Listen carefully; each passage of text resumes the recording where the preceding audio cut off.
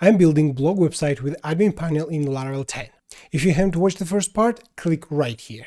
In this video, we're going to add user registration, login, email verification, password reset with Laravel Breeze. We will install SPATI permissions package and create user and admin roles and restrict access to admin panel. We will implement post likes and dislikes using Laravel Livewire. We will count number of views on post, and then in admin panel we will output analytics such as number of views, number of likes or dislikes for each post. We will implement brand new homepage with 4 main sections.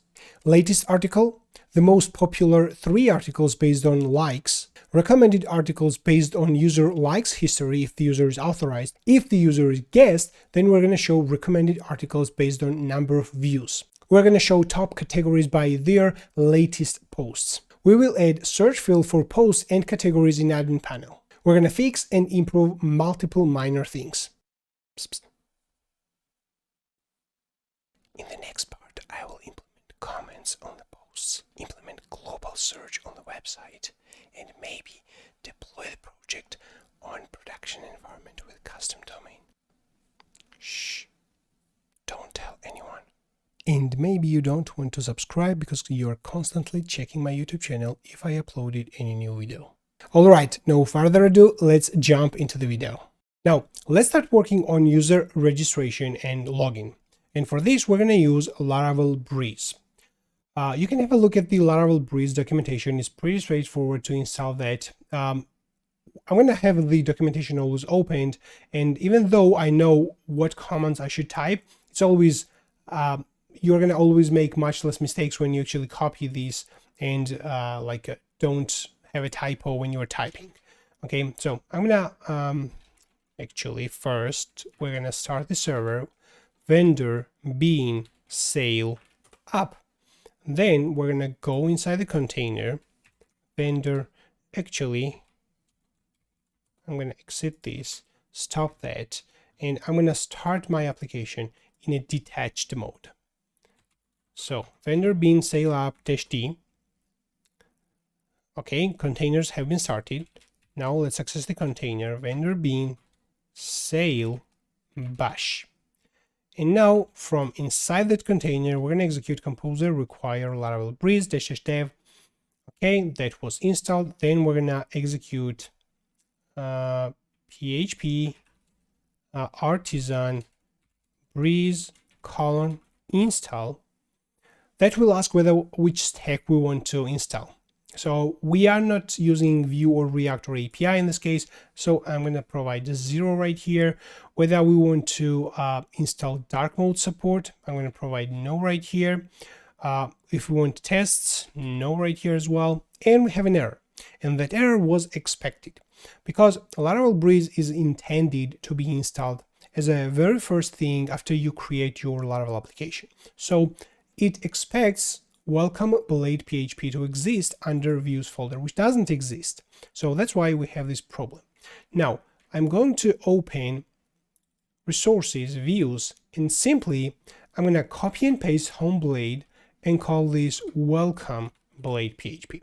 So I'm not going to use this welcome blade, but I am simply creating this because Laravel Breeze needs that, and then later when Laravel Breeze installs, I'm going to adjust the content and create and maybe modify a few views and so on. Okay, before we execute Laravel Breeze, like a disclaimer, Laravel Breeze will modify your views and layouts and few other things.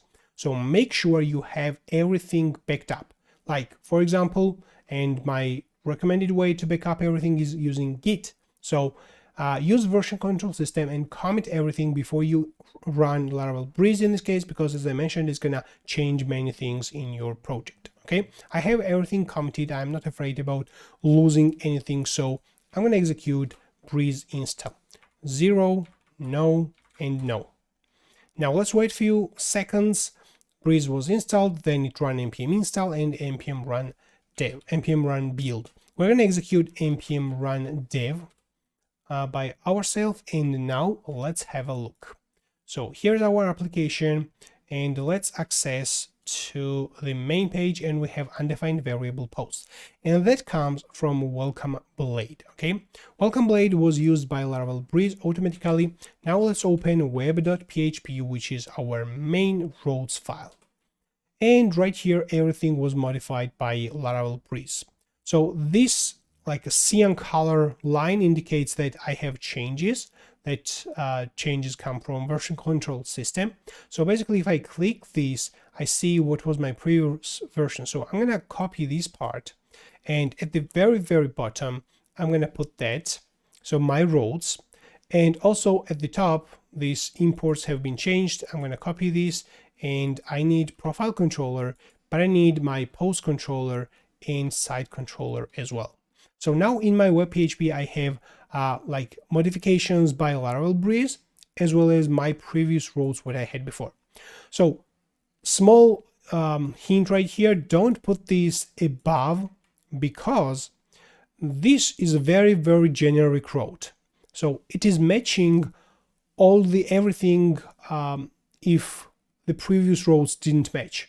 So whenever you try to access a dashboard or profile or any other row declared before, this will match and it will use that. So this needs to be at the very bottom. If you don't believe me, you can put this at the very top and you can just try to access like other pages and you will see an error. Okay, I'm going to save this and let's modify a few things. I don't need this welcome because I am using the post controller index. And let's save this and have a look. So we have this error that comes from navigation blade. Navigation blade is something also introduced by Laravel Breeze. And let's go in the roles, resources, views, layouts, and right here we have this app blade. And right here, like almost every line was changed by Laravel Breeze. I want to recover my previous layout, but I need few things from here, like for example, Vite scripts, CSS and JavaScripts, which I want to put in my layout. And maybe also later we can move our header into layouts, navigation, and so on. So I'm going to copy everything and create new temporary file like Scratch file, and I'm going to paste everything right here. And I'm going to revert everything using version control system. If you had app blade PHP backed up, then you can easily revert that. So I'm going to select everything and type a Control Alt and Z on my keyboard, and that's gonna revert everything inside this file. I save this, reload the page, and we have another problem, and that comes from the layout again, but that happens because the component was changed, the layout component. If we go in the app view, app layout right here, a few things have been completely removed. Like the constructor was removed, so I'm going to revert that. So I need this, and also imports have been removed. I'm going to revert this as well. So now I save this and reload the page, and I see application working, right? So I can navigate between pages, and that works completely fine. However, if I try to access like login, for example, we don't have styles at all. So how we're going to do that? Now let's open the Scratch file, and I'm going to copy this Vite tag, and let's open up blade, scroll up, and I'm going to put this before closing head tag like this. This resources app.js, if we have a look, let's go under resources, JS, and app.js. This uses Alpine, this imports Alpine. So we have already Alpine, and we can remove this JavaScript from CDN. If we open this app.css, this uses Talon CSS. So we can completely remove this Talon CSS from CDN, which is fine, great. Now, if we save this and reload, we see our styles and JavaScript is completely broken. And that, as I figured out, is kind of bug of Laravel Sail and Vite combination of together. If I try to access any URL, the styles are not there. If I open developer tools and expand that, reload, we see that error address is invalid.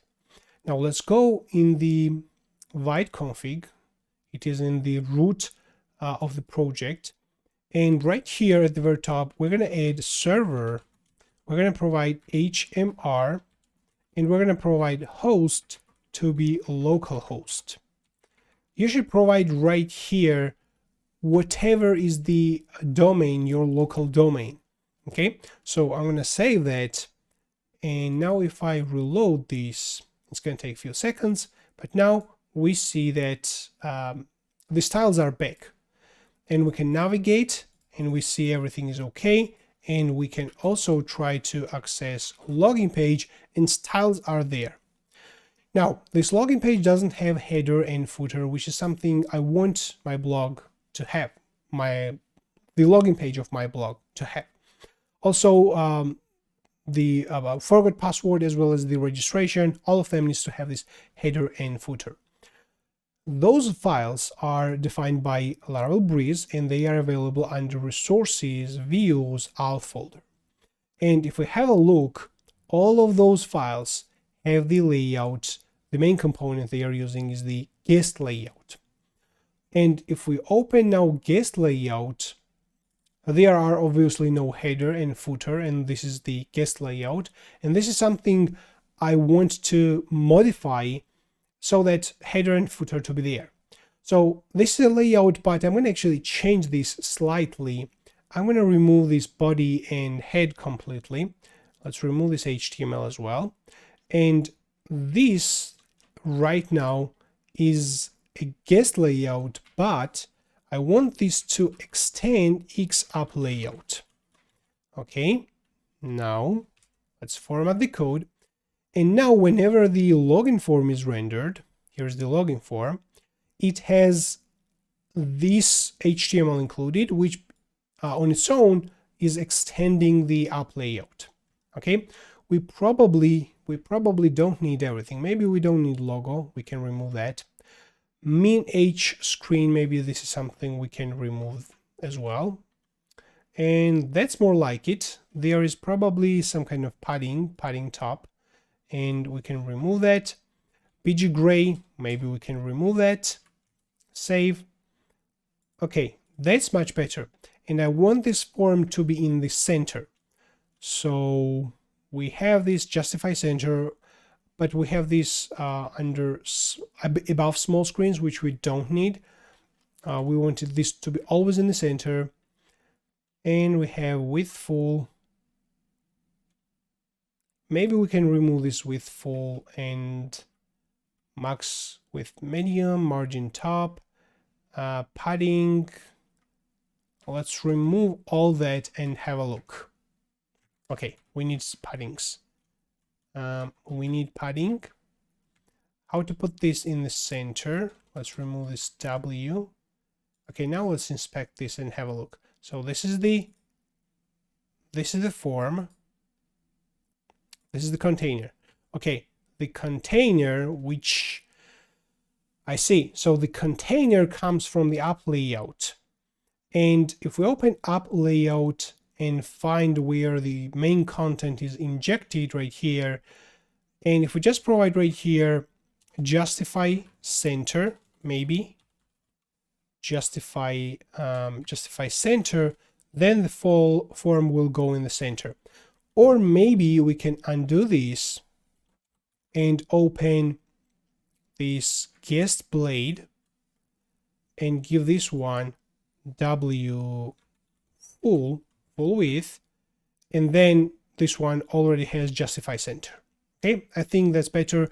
Like making change in the up blade is kind of okay, but because the up blade is used on other pages as well, it's not 100% correct to make change right here. Instead, making changes in the guest blade will be much more safe.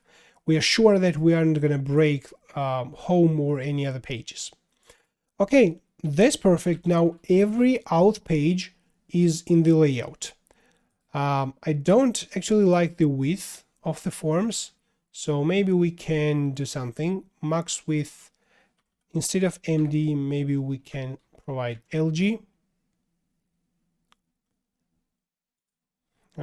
We need to wait. Okay. It didn't work for some reason that has max width LG.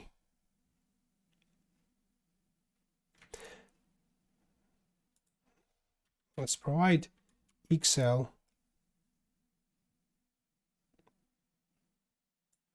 Okay, it has max width, but maybe we want to define like width or min width as well.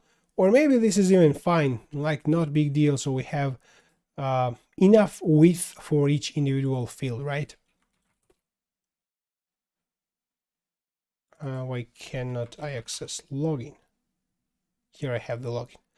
Okay, so now let's try to log in, and let's take here also putting the login and registration buttons and my profile buttons in the navigation as well. Okay, if I try to log in right now, I'm logged in.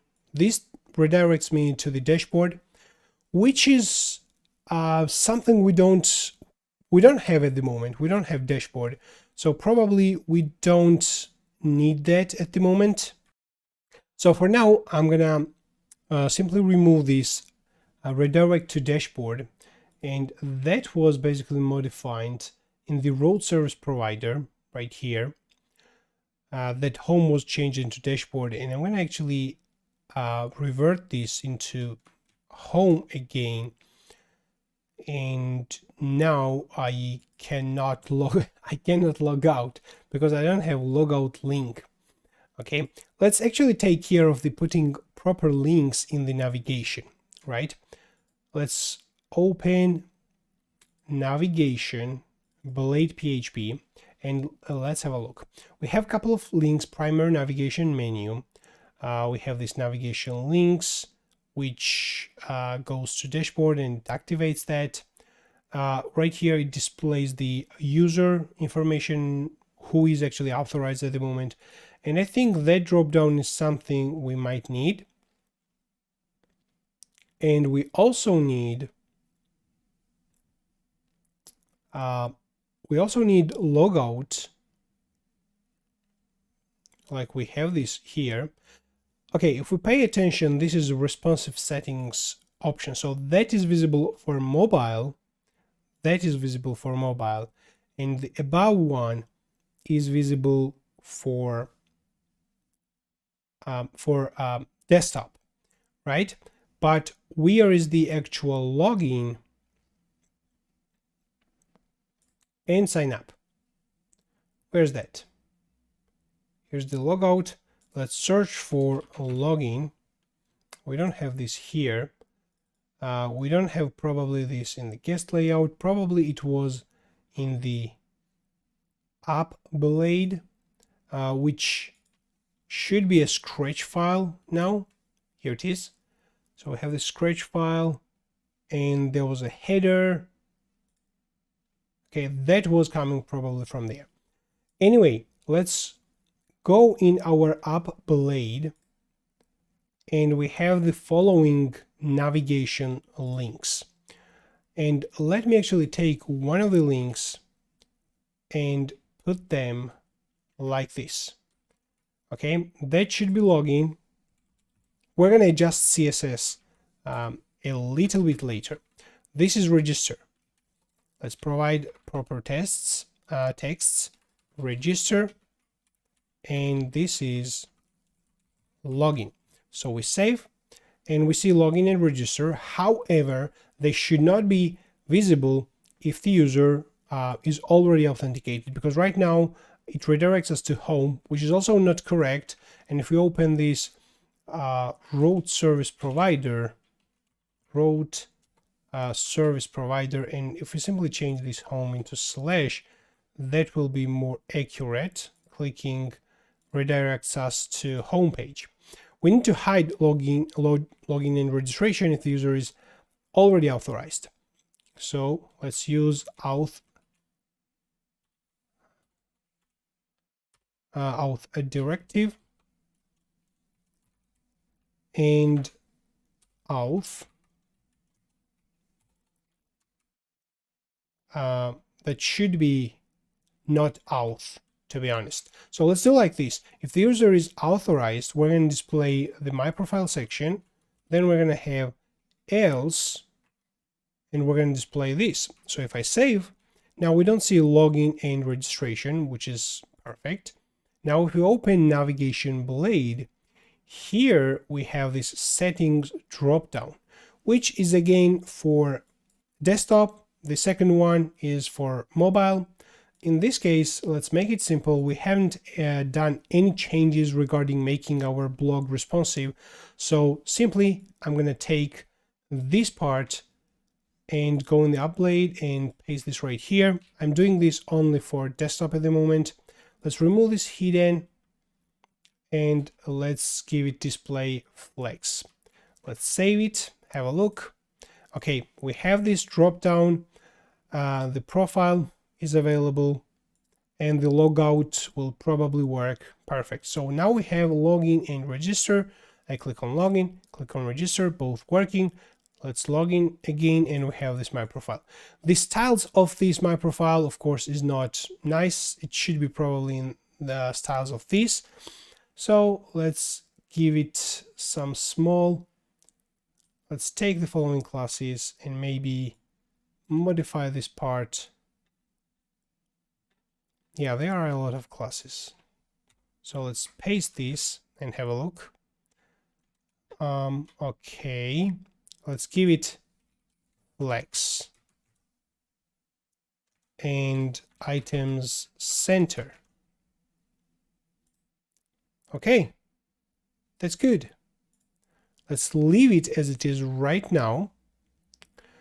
Or maybe we can put this navigation on the left side and this on the right side. So what I'm going to do is we have this width full and container, and it has flex and it has flex column as well, but those are for mobile. Okay, on above small screens we have flex row, item center. We don't want justify center. Let's give it a justify between. And now let's put those links in a div, and those will be in another div, like this. Now if I save that, let's collapse this part. If I save that, this is how it looks like. Okay, so we have this main navigation on the left side, we have this user related navigation on the right side. If I log out, I see login and registration right here. Okay, that's, I think, that looks much better. Okay, now we have the differentiation between the normal navigation and the user related navigations. In ideal case, this register button even needs to be probably kind of blue by default. So why don't we make this blue, and let's give it also text white, like this. So this is already like it takes our attention and we want to click that and register immediately, right? Okay, so this is what we are doing right now. Now let's have a look all the files that have been modified right now, and I'm gonna use Git for this. So road service provider was changed into /, that's fine. App CSS, app JavaScript was modified, that's fine. App Blade was modified, that's also fine. Now I don't want these styles to be inside the layout, so I will open that layout, take this out from here, and open this app CSS and paste them here. Okay, so I want them to be inside CSS, not inside HTML. Let's continue. This is the app blade that was modified. We have this welcome blade, which we don't need at all. So that was created because of Laravel Breeze. So I can delete this welcome blade and nothing will be broken. I hope so. If something was broken, we're going to, of course, fix, and we need to fix that. Okay, then inside the web PHP, those are the modifications that have been made. That's fine. We have the dashboard route, which we probably need. Maybe we will need this later, but at the moment, it is not necessary.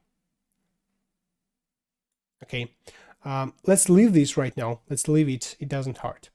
Then we have this composer JSON, which is the which will have just Laravel Breeze, the Vite config, and down below all the new files that have been generated by Laravel Breeze, like the controllers, and we're going to have request files and components, as well as the views. And we also have some profile partials and layouts and test files. Okay, so I don't see anything suspicious right here, so I will be happy to comment those changes and make it available. Just I'm gonna have a look at the final check. We need to register, and we need to also verify our email address if that is something which comes with a Laravel Breeze. If we open user PHP, okay, if we open user PHP, we must implement an interface must verify email. Okay, if we don't implement this interface, whenever user registers, his email is automatically verified, and she will be able to access the system without email verification. But this is something which should be avoided, and that's why I'm going to implement must verify email. And now if I try to register, let's use some dummy email, mary@example.com. Let's provide some secure password 678. Okay, let's hit the enter. Okay, it looks like we are actually authorized, and we're in the system, but okay, this is tricky. If we try to access dashboard right now, let's have a look. Look at this. Thanks for signing up. Before getting started, could you verify your email address by clicking on the link we just emailed to you? If you didn't receive blah, blah, blah. Okay, so we are actually authorized, but we are not verified. That's why I'm going to close every tab. And now I'm going to open web PHP. Because we are using verified middleware right here, we are not able to access the dashboard, but we are able to access profile, and we are able to update our password or delete the account, and we are able to access the home page. We are able to do basically everything, which is kind of correct. We don't do anything suspicious that requires email verification at this stage. But if we are gonna, for example, do some action, such as maybe leaving a comment on the article or upvoting an article, we need to be verified to do this type of action. Okay? That's why maybe we can leave this as it is right now, but we should have received email verification, which we need to verify. I'm going to open now test email client, which will be defined as a service in the Docker Composer YML. And right here we see this mail pit, and which is exposed on the following port 8025. So if we open our browser and access localhost port 8025, here we are going to see the client, which is a local client for every kind of email. And as we see 9 minutes ago, we received the following email. And this is the email. When we click on this, we can verify. And this is why I love working with Docker in general, because you can set up all your services in a single Docker Compose YML and test email sending and database and everything in a single Docker Compose YML, and you don't need to worry about setting up all your clients and environments, right? Okay, if we have a look again, the fact is that our email is not verified. Now I click on this verify email address, you're logged in, I'm on the dashboard. Now I am verified. And from now on, I'm going to use this client whether I want to recover password or register as another user. I can use this client and I will receive every kind of emails right here. And now if I reload this page, Even if I try to access the page verify email, I'm redirected on the home page because this is the default route at the moment. The problem I see here is that Mary can actually access to admin panel as well, which is not correct. Mary is a regular user. What she should be able is to probably leave a comment on article, upvote, downvote, but she should not be able to access to admin panel unless we define it so. But I'm going to define it not like this. I want only admin users to be able to access, and they will be managing all kind of content, and regular users will be able to just comment, upvote, downvote, and do things like that. So we should restrict that. And to do so, I'm going to introduce permissions package from SPATI. So let's search for SPATI permissions, and the very first link from spati.be domain will be the permissions package. Let's click on the installation. That's a very powerful package. So let's scroll down below and find the installation section. We just need to run composer require first. Then this will be automatically done. We don't need to do this. We need to publish the config as well as the migration file. We're going to execute that, and we can clear the cache, and finally we're gonna execute PHP artisan migrate. Okay, then we're gonna do a few other things like add the has roles and probably define roles as well.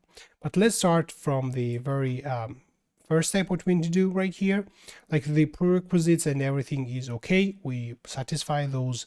And now let's open the terminal. So in the terminal, I'm actually running npm run dev. So I'm going to open second terminal, and I'm going to log in inside the container vendor bean sale bash. And now I'm in the container, and I'm going to execute composer require. Let me copy the second step, which will be PHP artisan vendor publish. Let's copy this. The require was installed. Let's now run PHP artisan vendor publish. Those two files have been published, permissions PHP inside the config and the migration file. You can have a look at the migrations, what is going on. If you are interested, you can find this in the database migrations right here, and you will see that this creates a couple of tables, and this is the basically the whole migration, what you can explore if you're interested. Okay, now let's apply PHP artisan optimize clear, and that was cleared. Then PHP artisan migrate. All right, if we have a look in the database schemas, you can access to the database client through to the MySQL, which is actually running in the Docker. I'm going to check right now the database in the PHP Storms database client, just refresh the schema, and we see a couple of tables like roles, module has permissions, module has roles, and so on. Okay, so those tables were created. Now I'm going to open user.php, and I'm going to introduce a new trait right here, has roles. That comes from SPATI permission traits has roles. And now I'm going to actually implement an interface. So basically, regarding permissions, we did most of the things. Let me actually do one additional thing to create the role, actual role. So we have the database seeder right here, and actually I'm going to check what users we have. We have Zura and Mary, and I'm going to create now admin user. Okay, and I'm going to define also admin role as well.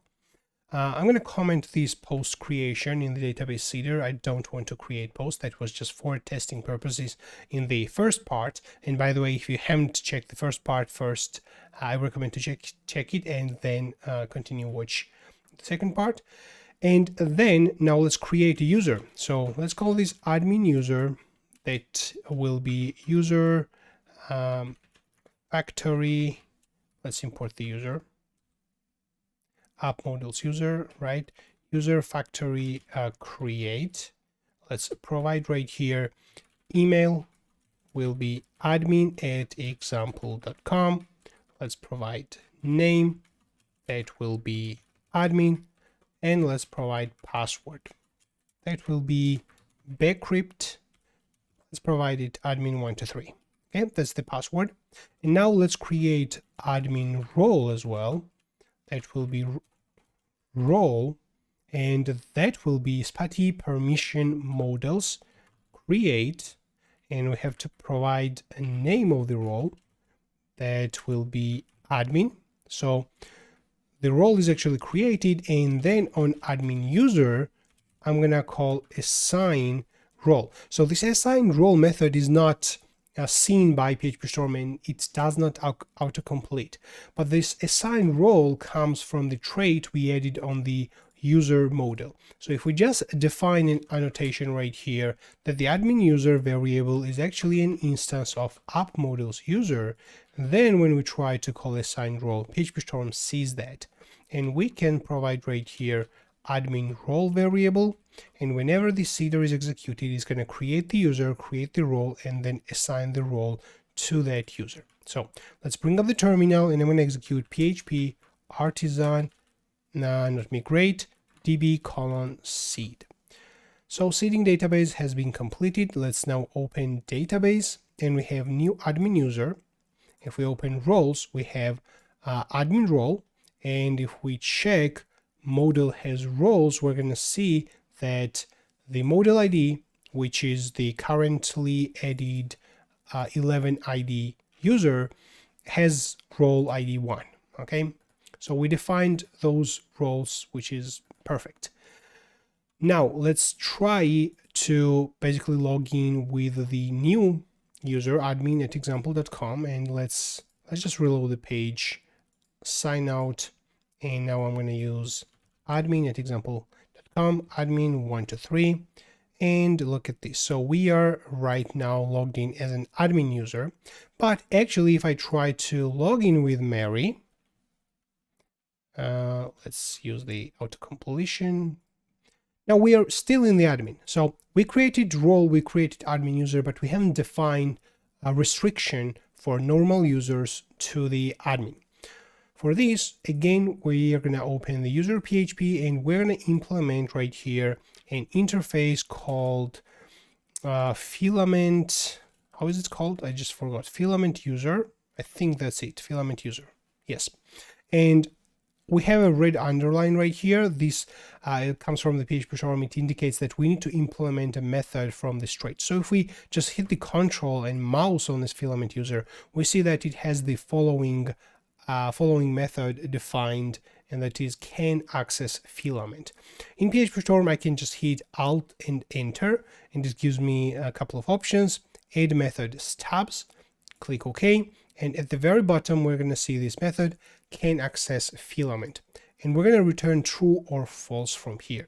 If I just return true, basically every user will be able to access. If I return false, none of the users will be able to access. So if I just reload, now Mary is not be able to access, even admin will not be able.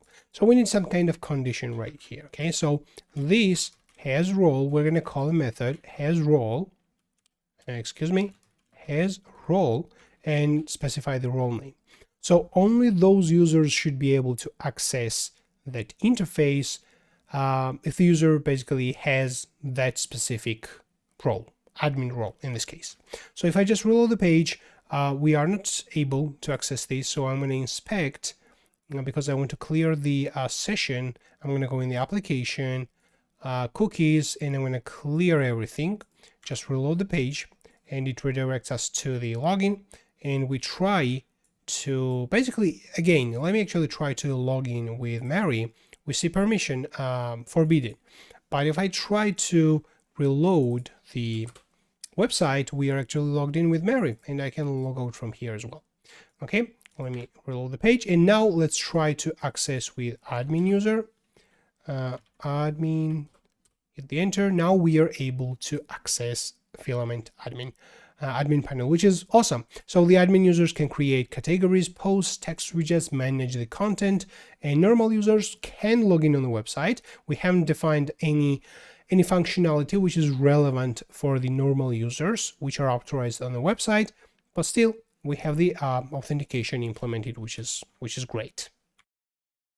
Here I have generated users resource. So from admin I can manage users as well. I think this is generated outside of the recording, so you cannot find this actually in the first part, but generating users resource is pretty identical generating post resource. So I just did this because I needed users in the admin as well. But the most important thing right here is that every user which is created right now from admin needs to have admin role.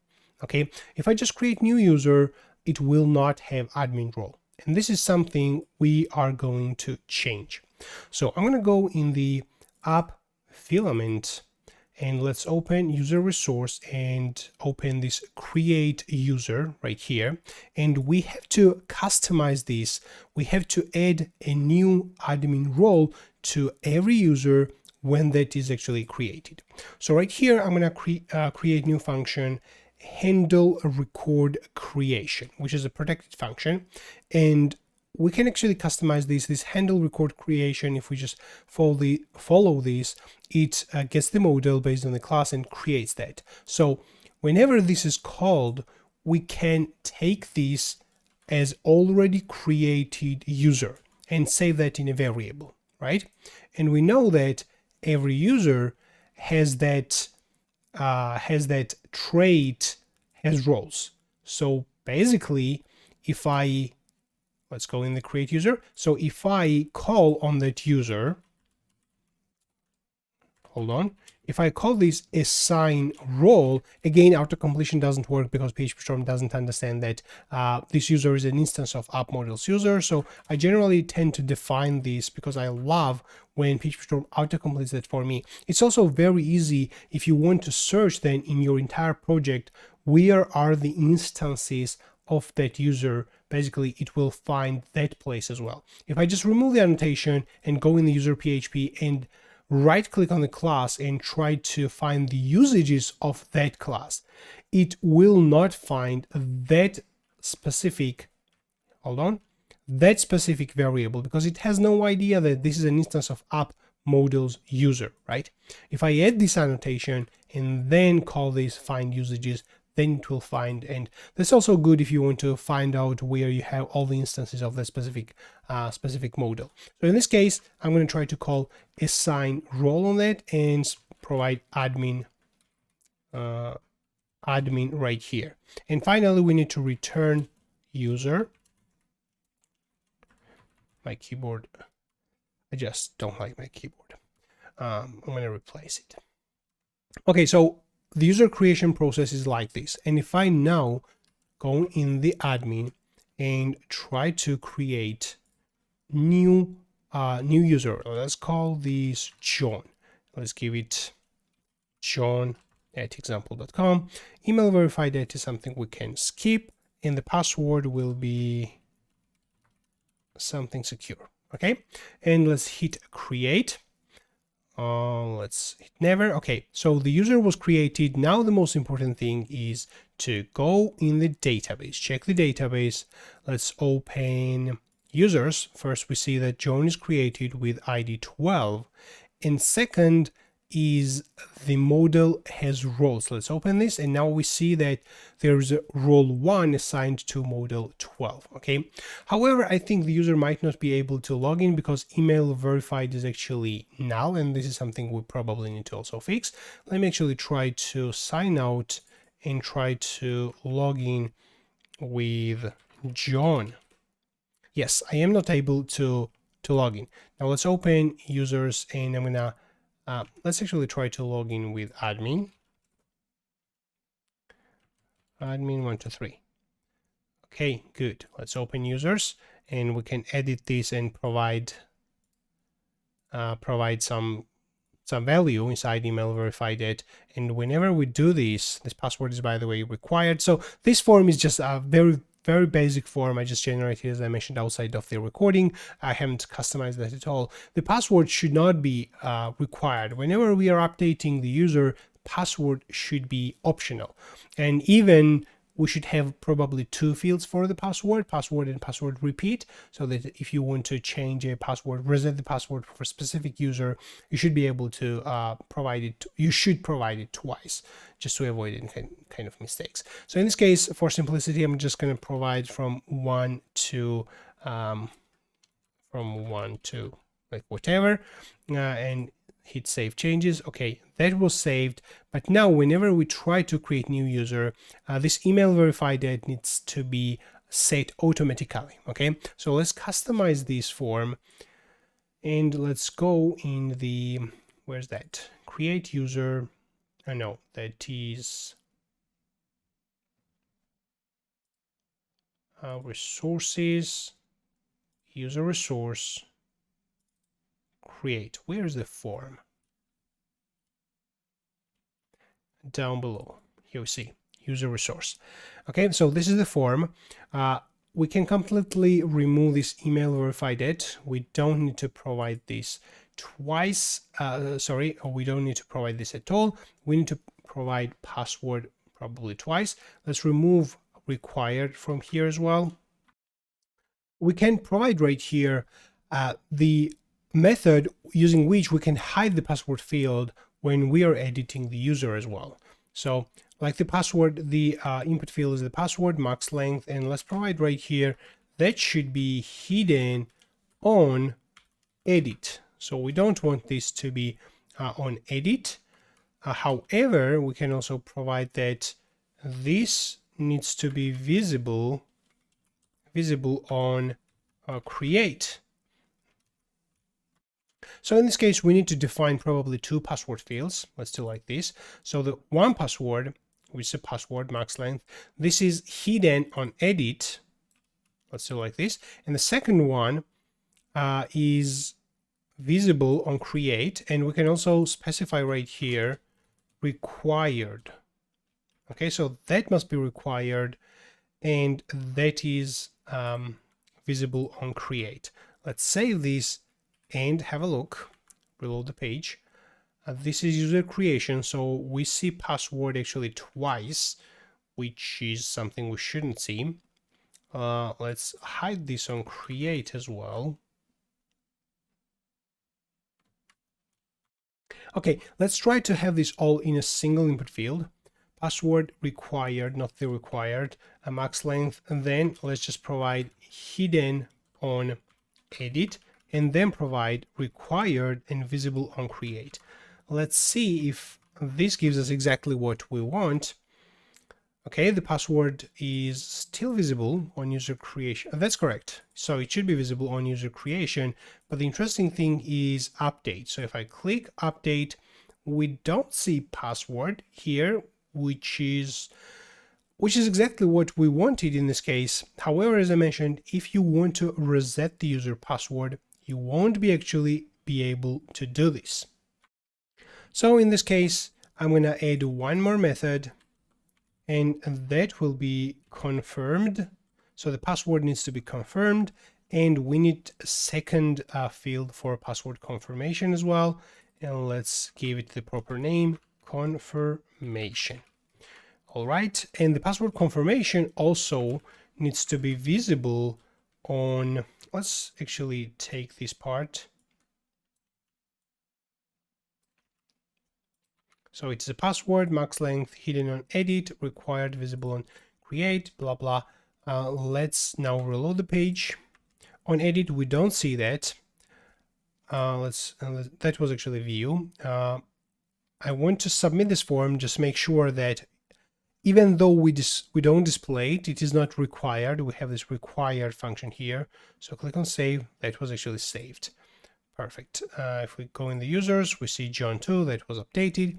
Now add new, we have password and password confirmation. Let's create Tom, for example. We provide password. If I don't provide the password confirmation and hit create, we get this error. If I provide incorrect password, click create, we get this error. Perfect. So now we have possibility to set the password of the user. Okay, did I make any mistake? Let's provide password properly. Password confirmation field doesn't. Okay, that looks like we don't have it as we should have. So the password is password, max length, hidden and required, and it is confirmed. password confirmation. Okay, great. Again, let's provide password. Hit create. That doesn't seem to be working. Okay, let's check the source code, and I think that is the problem. This is a stupid mistake. So password confirmation obviously doesn't need confirmed rule. The confirmed rule is necessary on the password itself. So if I save this and hit create, now the user was created. So that's perfect. However, speaking of the email verified at, that is still null for every new user. So let's just open that create user. And maybe before the user is created, inside the data, we can provide email verified at is just current time. Let's provide time here, or I think we can provide carbon now as well. So I save this. Now let's try to add new user. Let it be Jim in this case. Jim, and let's provide password. Hit the enter. Okay, password confirmation does not match. Hit create. Okay, email verified at was not saved. Okay, we can create another method, which just like we did in the post resource. If we open this post resource here, not here, sorry, right here in this post resource, we have this create post and we have this mutate form data before create. Okay, so we just copy this and go in the create user, and let me paste this here. And mutate form data before create, we provide email verified at, and let's provide carbon now. Let's remove this from here. I save it, and let's try to add new user. Let's give it test in this case. Let's give it short password. Click create.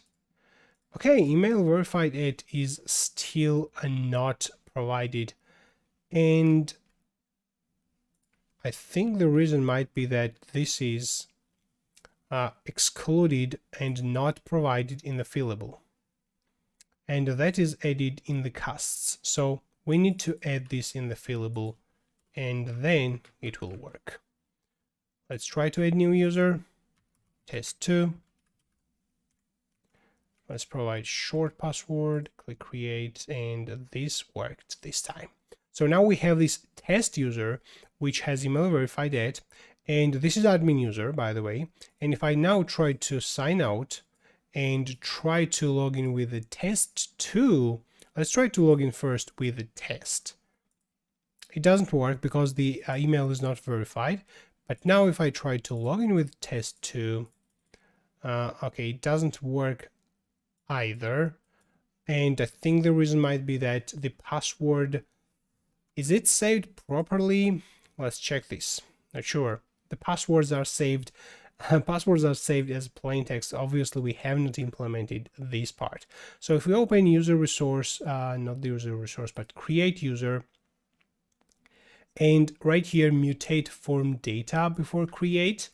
So we want to hash the password before create. So we're going to call bcrypt here, and then we provide data password just like this.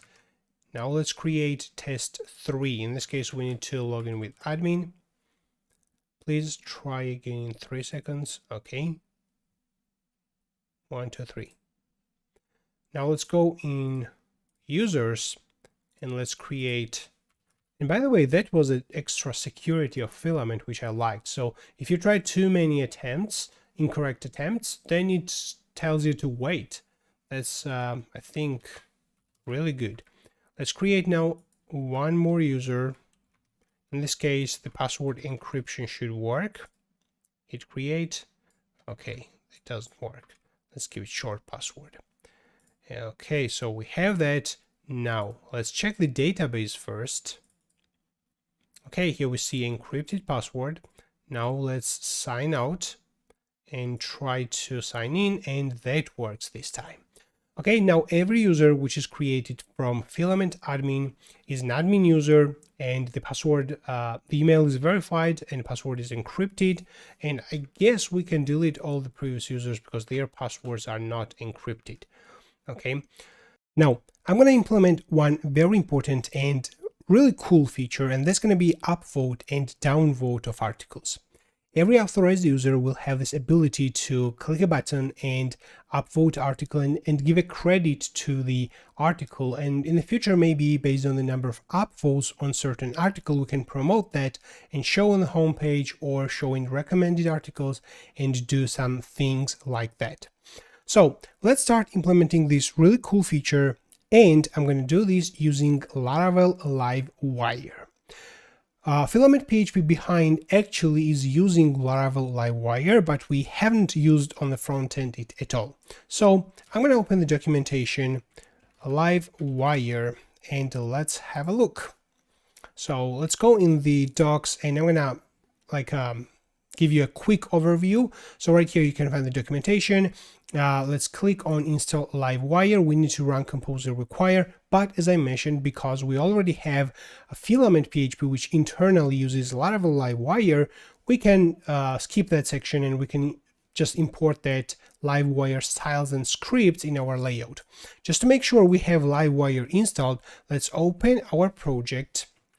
Let's open composer log file, and inside there let's search for Livewire, and if we see that in somewhere as a dependency, it means that it is included.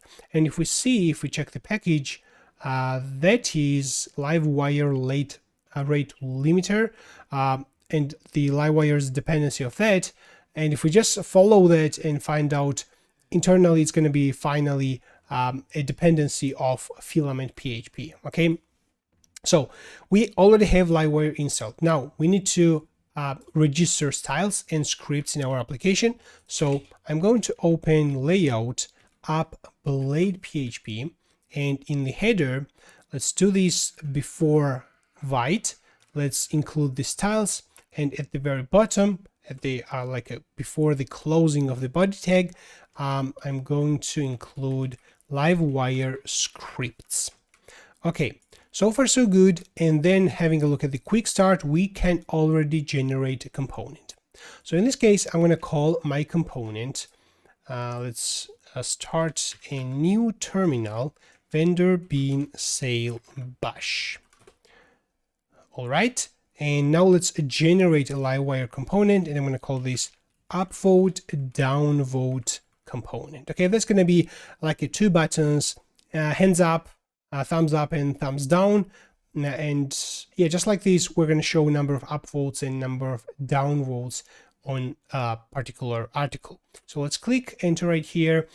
Right, so it asks me whether I want to start the repo or not. I have actually already started that, so I'm gonna type in no right here. So the Livewire component was actually generated, and if we open up HTTP Livewire, we see this upvote downvote. That's a very basic Livewire component, and it renders the following view file, and that view file already exists. Upvote dash downvote blade, that's an empty blade file. Okay, so we have this Livewire component, but now let's focus on the database, right? So we need the actually, before we do the database, let's put something right here like a test, and then let's open a view file. That's going to be the article inner view, and inside that white background card, at the very bottom, maybe we can use Livewire colon and the component name. In this case, it's going to be upvote downvote. That's going to be the component. All right, so I save this. I think we need dash right here, upvote dash downvote. So I save this, And now let's open the front-end side and click on the very first article. We are in the inner page. Then right here we see test. Okay, so the Livewire component is actually rendered from here. Now let's focus on the database because we're going to save these upvotes and downvotes in the database. I'm going to generate new model and migration. PHP artisan make model upvote downvote. Let's call this same name as the component, and -m. We need this as well. Now let's open migration file right here, and let's define a few fields. Like first, I'm going to define a Boolean type of field, and that's going to be is upvote. Okay, so if this will be true, it means that user hit the upvote button. If this will be false, it means user hit the downvote button. At the same time, user cannot hit upvote and downvote buttons on the same article, so it's going to be either upvote or downvote. So this is how I'm going to do this. I'm going to also provide right here two foreign IDs. One will be post ID, on which post the upvote or downvote happens. That references to ID on table posts. And we can also specify on delete, what should happen on delete, cascade. Let's provide cascade here. I'm going to duplicate the same line, and I'm going to also provide the user ID who made this upvote or downvote. The table will be users, and we can leave this cascade. So it is as simple as that. Migration, is ready. Now let's open terminal and execute PHP artisan migrate. Okay, the migration was applied, and if we check the database, we are going to see down below upvote downvotes table. Perfect. Let's open upvote downvote. We need model, upvote downvote model, and inside fillable, let's add those three fields. Is upvote, we need post ID, and we need user ID. All right, so far so good. Now let's open this upvote downvote Livewire component, and in the render we are going to select how many upvotes and how many downvotes this particular article has. But we don't have any identifier for this particular article. So what we are going to do, this up blade, I think we can close this. I'm going to close en as well. I will only leave those files which is relevant for me at the moment. I'm going to close the migration as well. Inside the view, so from here I'm going to provide post. So that's going to be the actual post on which we're going to show upvote and downvote. We're going to accept that post variable inside the Livewire component. Like here, we're going to create a mount function, and the mount function will accept this post. First, we need to import this post model here.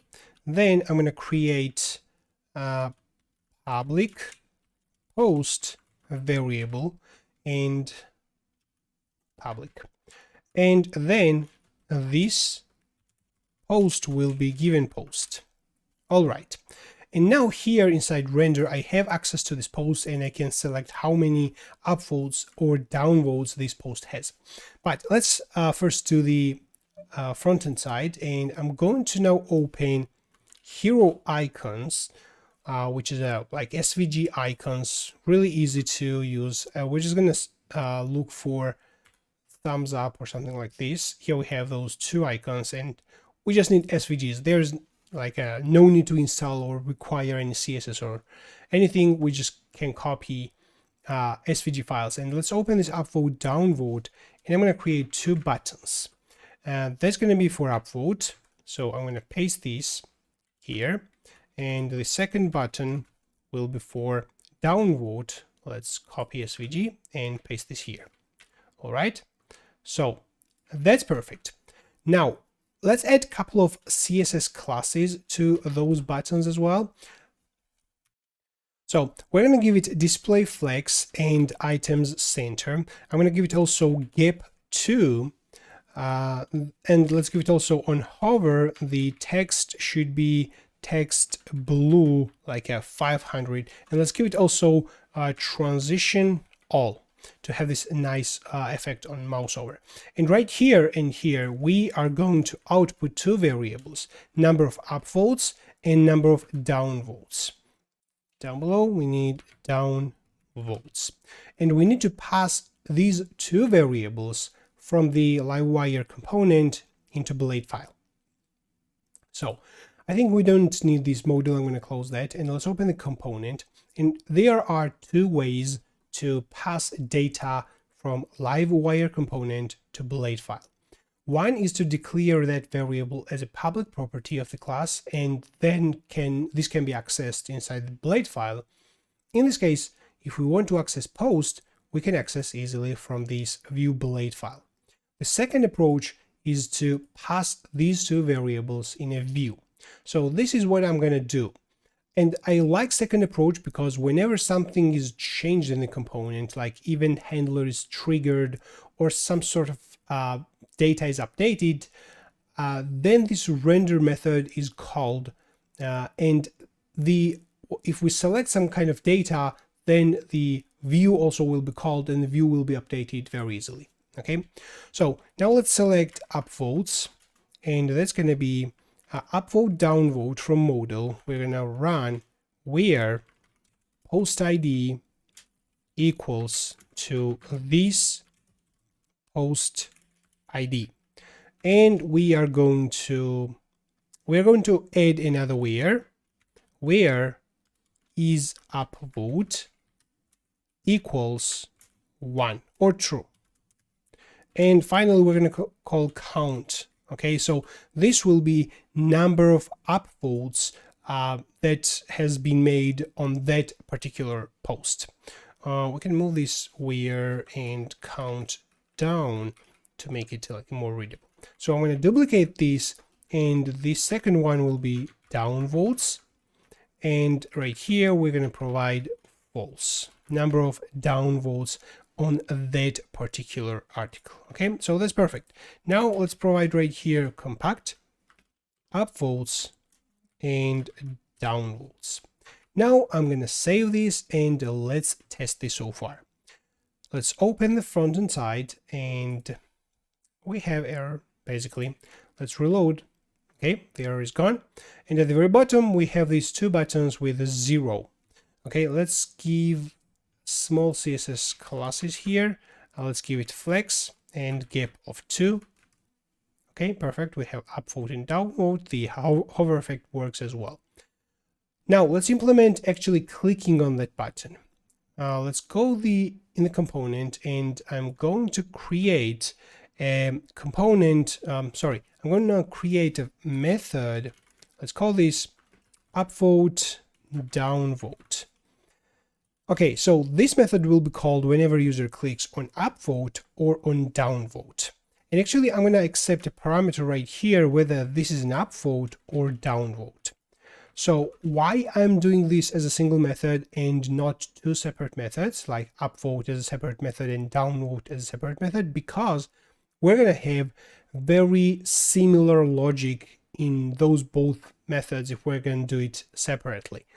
And I don't like code duplication, so that's why I prefer to write a dry code and just give a parameter right here. Okay, and calling this upvote downvote method from the component from the Blade file will be super easy. We just provide right here wire colon click, that's the event name, and upvote downvote, and then we can provide the argument. Okay, by default the argument is true, so we can provide only false right here if we don't want it to be upvote, if we want it to be downvote.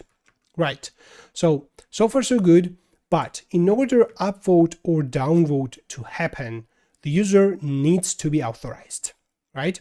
So we can check if the user is authorized and redirect to login page. But first, I'm going to actually get the user, because if the user is authorized, I need to access the user information in any case. So I'm going to call request user. So I'm going to get the current user, and I'm going to add also annotation that this is an instance of app models user, because like I really like to do this. In terms of I need some kind of auto completion or things like that, then this works excellent. So if the user does not exist, we are going to simply return from here, and let's call this redirect. We're going to redirect user to a login page. Okay. However, if the user exists, there is one additional check to do if the email is verified for that user. Okay, and this is the case where autocompletion works perfectly because I added this annotation right here. So if the user has a verified email, more correctly, if the user doesn't have a verified email, we are going to return, return this redirect. Oops. And in this case, I'm going to provide the route function and pass the actual route name. We're going to redirect user to the like email verification page. And if we open now auth.php from the roles, which is generated by Laravel Breeze, and scroll down below, we should see this verify email URL with verification notice name, route name. So this is the route name we're going to use in this case. So I'm going to provide it right here. Okay, so, and at the very bottom, it means that the user is successfully authenticated on the website, and the email also is verified. So now we are going to simply make a record in the database, or if the record already exists, we're going to delete that record. So first, let's select if there already exists upvote downvote record in the database. So let's select upvote downvote equals. That's going to be from the model. Let's write where for that specific post ID underscore ID equals to this post ID. Okay, we need another where. In this case, we're going to provide user ID. We are interested if there is upvote or downvote for that specific user. This not this, in this case, we just need user ID. Okay, so we select that, and we just need to get first record from here. Now, if this does not exist, there's no upvote, downvote record, then we're going to do the following. So we're going to create new record, upvote, downvote, create, and we are going to pass is upvote,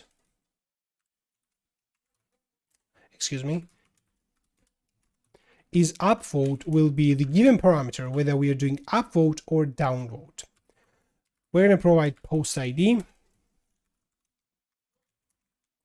this post ID, and we're going to provide user ID as well. User ID. Okay, that's perfect. And I think we can return and don't continue anything below from here. Then if the upvote downvote already exists, we're gonna do two things. Like if the user is clicking upvote button, then we're gonna check if the record which exists in the database is for upvote, we are going to delete that record completely. Okay. So let's check if the action, what we're going to do is upvote, and the record, upvote, downvote, maybe that's confusing. Let's call this model. Okay, I'm going to rename this and call this model. That's a database model. If the model in the database has is upvote, so if we are doing upvote, but in the database there's already upvote type of record, simply we are going to delete the model. Okay, it means that user wants to remove his upvote, simply take back his upvote. We're gonna do an else statement as well. If this is not the case, then okay, let me first do another if right here, and then we can the else case will be very straightforward. Okay, so if user is doing upvote and the model already has upvote, we delete that. Or there's another case. If the user wants downvote and model already has downvote, is upvote equals false. Okay, in this case, we do the same thing. Like if the user has previously hit the downvote button, and let's call it dislike. This is, I think, very easy to say. So if the user previously disliked the article and now wants to remove the dislike, then we delete that. So in else case, we have model, and in model we specify is upvote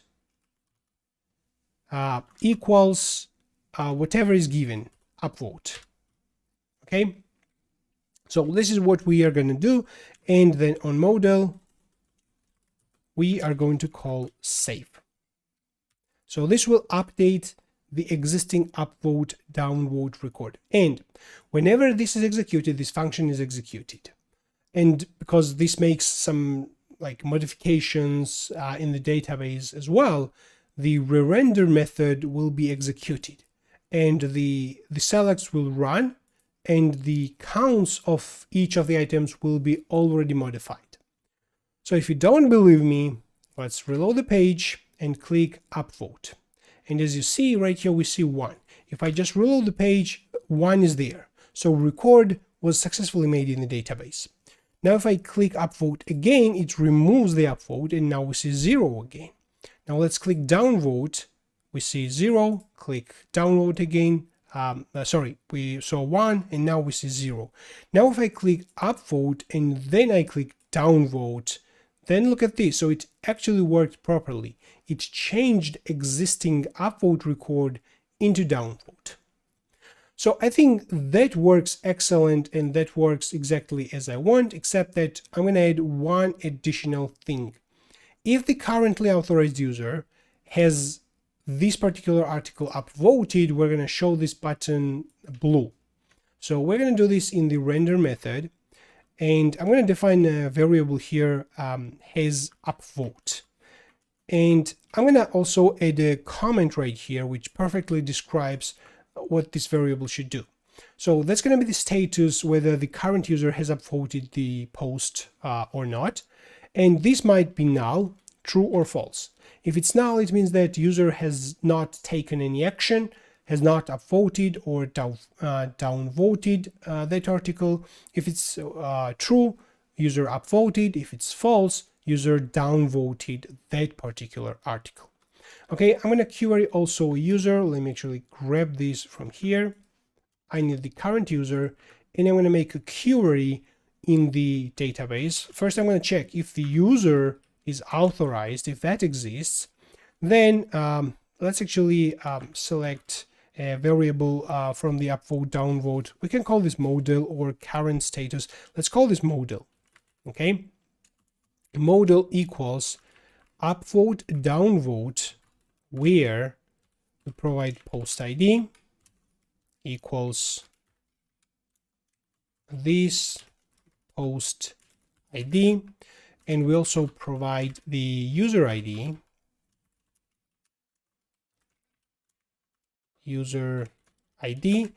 and we just select the very first record. All right, let's move this where and first down. So we select the very first item for this particular user and the for this particular post. And now we're going to check if the model exists. So if there's a either upvote or downvote for that specific model, then his upvote basically equals whatever is the model's is upvote. Okay, but I'm going to add right here double exclamation, just because this is upvote will return true, not true, it will return 1 or 0, because the database will hold the values into 1 and 0 for Boolean MySQL database. And using this double exclamation, we're converting this into an actual Boolean. And now in this view, we can pass his upvote. And now let's open this upvote downvote blade PHP, and I'm going to add CSS classes. So first, right here, has upvote. If that has upvote exists, so if it's a trueable value, so it will internally be true actually. If this is true, then we don't need actually hover anymore, but we can leave that. But we're going to directly make the color blue 500, right? So let's do like this, and in else, simply we don't add anything. Let's make on hover it like 600. Let's do like this. And in the downvote button, we do the same thing, very similar thing. However, if the upvote equals false, okay, I don't want to type if not upvote, because that's tricky. Null is also not has upvote. So if the has upvote is null, then this will be also satisfied. That's why I want to explicitly check if the has upvote is equals false with 3 equality, because right here we're going to have false. So in this case, I add text blue 500 right here. Otherwise, we add an empty class. Let's change this into 600. Let's save this, reload the page, and voila, we see this upvote button blue. If I mouse over, it slightly changes the color because it now on hover we have 600. If I click on the downvote, then this button becomes blue. So that's a perfect indicator for me as a user that I have once upvoted that particular article, which is awesome. Now I'm going to do one small fix. So right here we don't see the previous button, but actually if we click next and keep clicking next, finally we're going to reach the end where there are no more articles, and in this case there will be a problem. So in this view blade, we check if the previous exists, then we render the previous button. And if it doesn't exist, simply this is not rendered. However, we don't do the same check for the next button. So as simple as that. Like, let's copy this if statement and change this prev into next. And then right here we need end if. So we format the code, and if the next exists, we render that. If it doesn't exist, we don't render that. And it's as simple as that. Now let's start working to save views for each article. Whenever a user opens an article, we're going to save that, and probably also save user ID, maybe IP address, as well as the user agent. So we have a little bit of information from which location users are checking our posts, as well as from which browsers they are actually doing this. So it's going to be good to save. So we're going to create migration, save post views, and then in the admin panel, we're going to display for each article how many views that article gets. And later we can also implement to sort the top articles or posts by their number of views, right? So I think that's going to be pretty interesting. So I'm going to open PHP Storm. First, I'm going to bring up the terminal, and I'm going to create migration. PHP artisan make, I'm going to create modal, post view, and I'm going to generate migration as well. Now let's open create post migration, not this one, but create post views actually. So we need to define 2 columns right here. String, one will be IP address, and let's give it a length of 55. I'm going to define also user agent. Let's give it a length of 255. I'm going to define foreign ID for post table, foreign ID post ID that has constrained on post table, and I'm going to duplicate this. Basically right here in this constraint method you can specify the table name. However, if you don't specify, it's gonna, Laravel will assume that there's a posts table based on the column name. And we can specify here user ID as well, but the user ID actually should be nullable because unauthorized users might also be checking articles, right? So I'm going to save this. Now let's open post view modal, and right here I'm going to define fillable with these 4 columns. So I'm gonna just copy them, paste here. Let's save everything, put semicolon. All right, now we have model and migration ready. Now I'm gonna bring up the terminal and execute php artisan migrate. All right, now we have this table ready, and let's open post controller,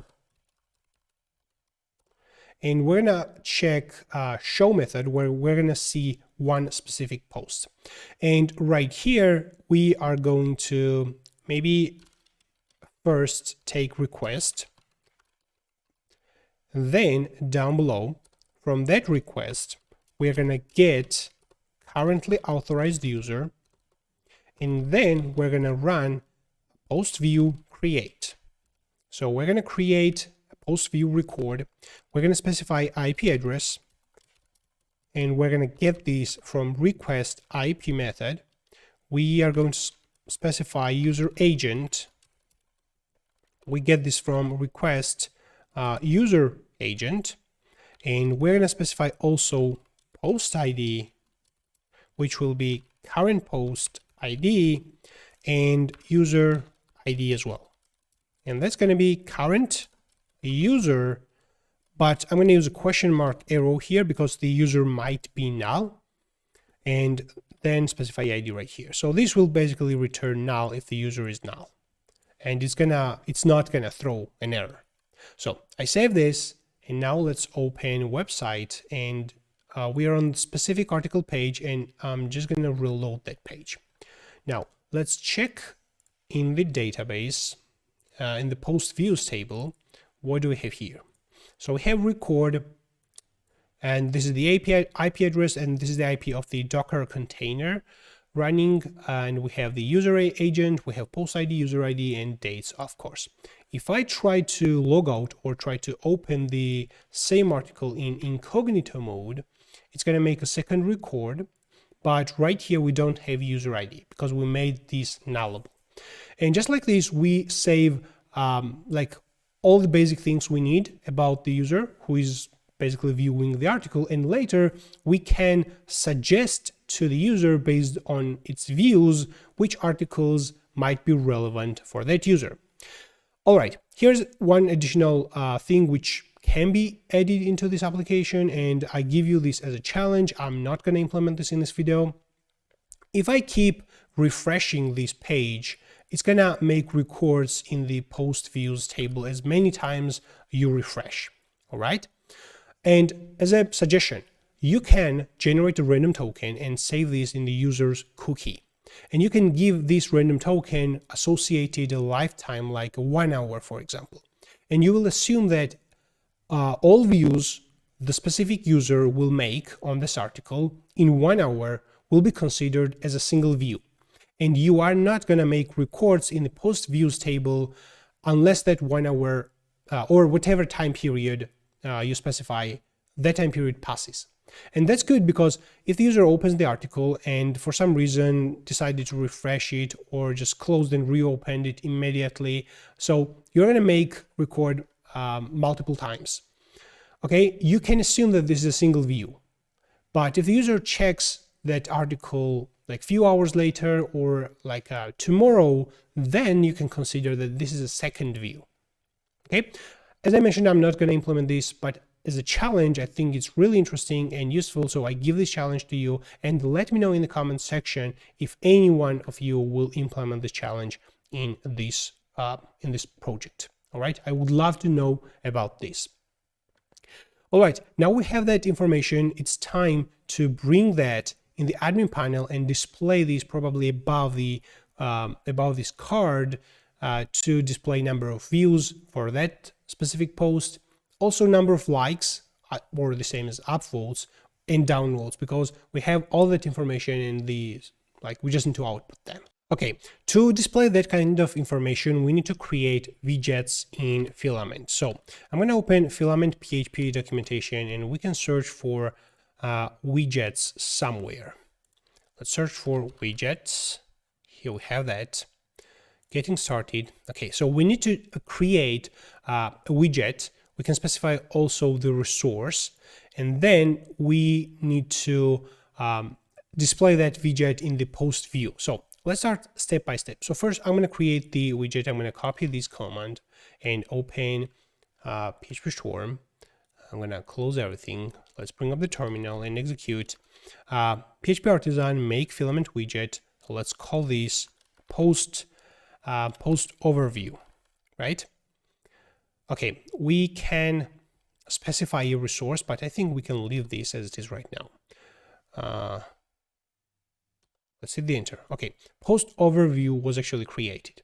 Let's open this widget, post overview.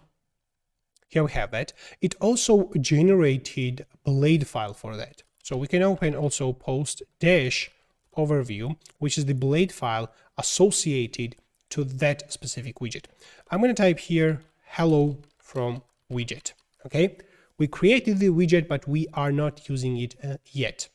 Let's go in the post view, app, filament, resources, and we have right here post resource. Inside there we have a view post, and that view post has get header widgets, and inside that get header widgets we can check the parent, but it's returning an empty array. So we can return our widget. We should return our widget, and that's going to be post overview widget class. All right, so now let's save this and open the admin panel and just reload the page. And look at this. So right here we see hello from widget. So we are using already our widget. I want this widget to be on full width. By default, it is with a half size, but I want this to be on full width and then create 3 inner cards inside the actual blade. So let me actually do this.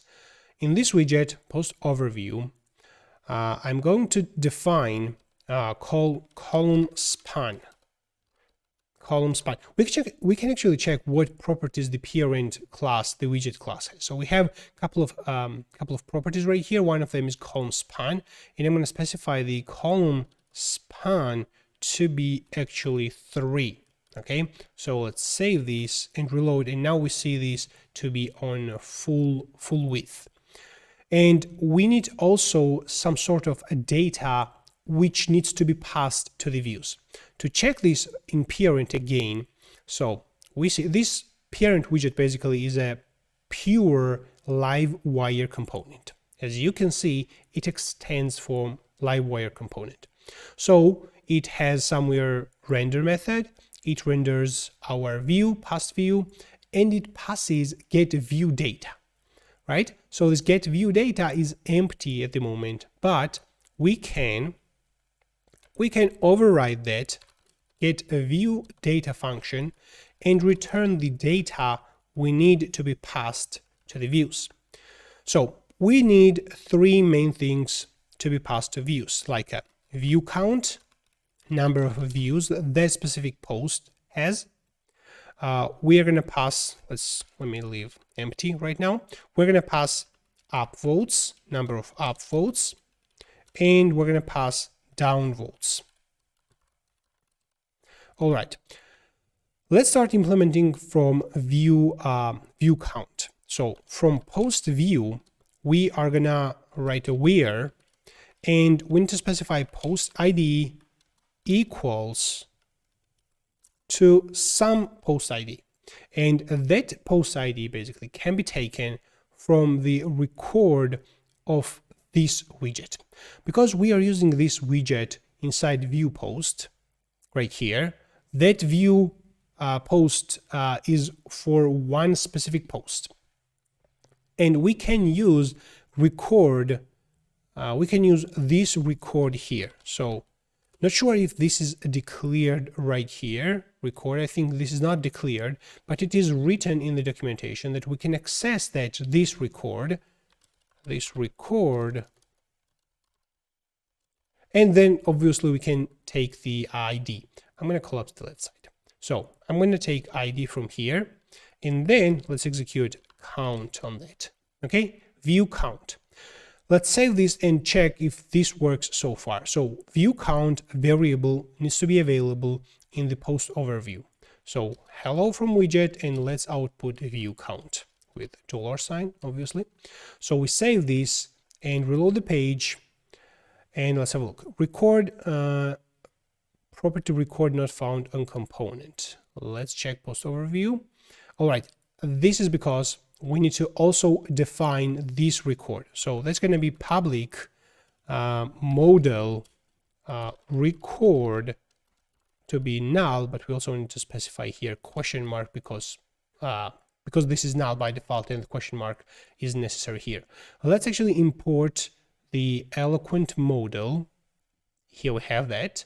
And whenever we define this, now we should not have this error anymore. Now look at this. Now we have a number of views on that specific post. That is perfect. Okay, in the same way, let's do upvote downvotes. Upvote downvote where we specify post ID equals this record ID, and we call also another where is upvote equals 1, and finally we call count like this. And let me grab this, and simply we're going to change is upvote equals 0, and let's change this into integer or true or false. We can even use true or false or 1 or 0 as integers. So I save this. Now let's print those two variables as well, number of upvotes here and number of downvotes here. So here we go. Let's reload the page. We see 1 upvote, 0 downvote. If I go on the post and click on downvote button instead and reload, now we see 0 upvote and 1 downvote. Okay, now it's time to simply render this content nicely in this area. I'm going to open this blade file, and let's specify the main widget to have the following CSS classes. Like, let's give it a grid and grid columns 3, and let's give it also gap 3. Okay, inside there I'm going to have 3 cards, so I'm going to duplicate this 3 times, and if I save this and have a look, we already see nice 3 cards, right, and with equal width. And now let's define, in the first one we need to display view count. Let's use also like h2 to actually define what information we have this in this card, like views, and let's give it classes like text large, above small, let's give it text extra large, let's give it font bold, let's give it tracking light, the following classes. And down below, let's create one div. Inside there, let's give this div flex because I want to display icon as well, and gap 2 in between. And now here we need some kind of eye icon, and then we need view count, right? So let's open now hero icons, and let's grab eye icon here, and let's paste right here, save this, and have a look. Okay, views, and this is 19, number of views. That's perfect. Now let's move on the second one, and we already have this kind of template of the card. So why don't we delete the other cards and simply duplicate these, because we all have all the CSS. And right here we need to display upvotes. We need to obviously change this SVG, so we can look for thumbs up, copy SVG, paste here. That is upvotes, by the way. That should be downvotes. The last one should be downvotes, and the other one should be upvotes. And my copied SVG will be for upvotes.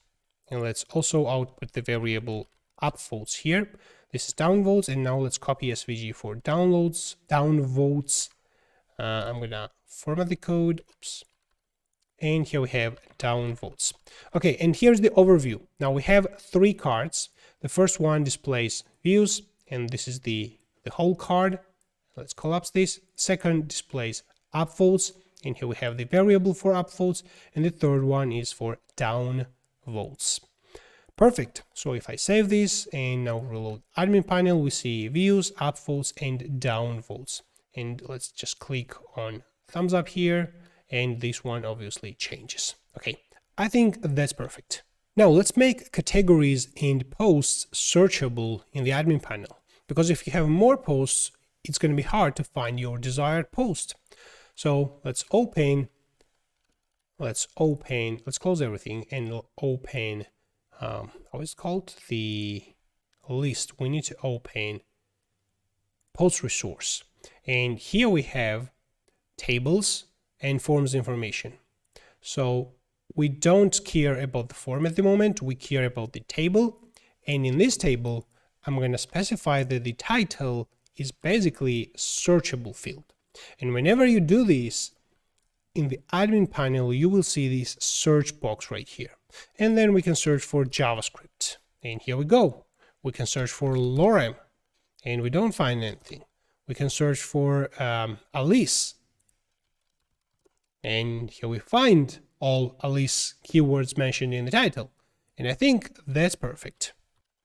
Now let's do the same thing on categories. I'm going to open a category resource.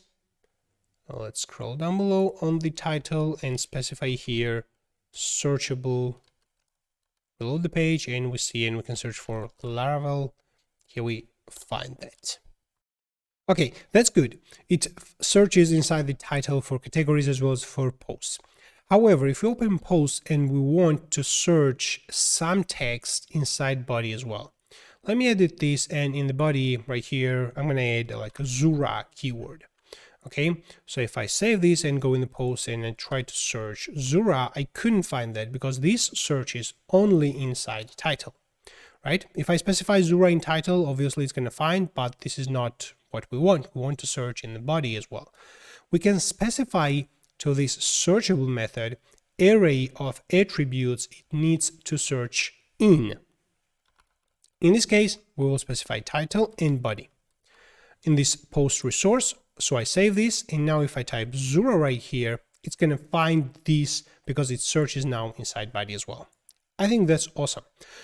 This searchable even has, if we just click on this, it has a couple of options right here. You can even specify whether the search is for individual column or just global search. Like if I specify here that this is for is individual, actually, let me do like this, is individual, and we specify true here. This means the following. We are gonna see this individual search field in that specific column. And we can obviously add additional searchable columns right here, like a filter by status, whether it's inactive or not. We can filter by publish date, and so on. Okay, in this case, I'd rather to have a single search because I don't have that much columns right there. So I'm going to specify searchable with title and body, and I can also specify sortable if I want so. So if I just reload the page, I see that the title is now sortable, and I click on this and sort by the actual title.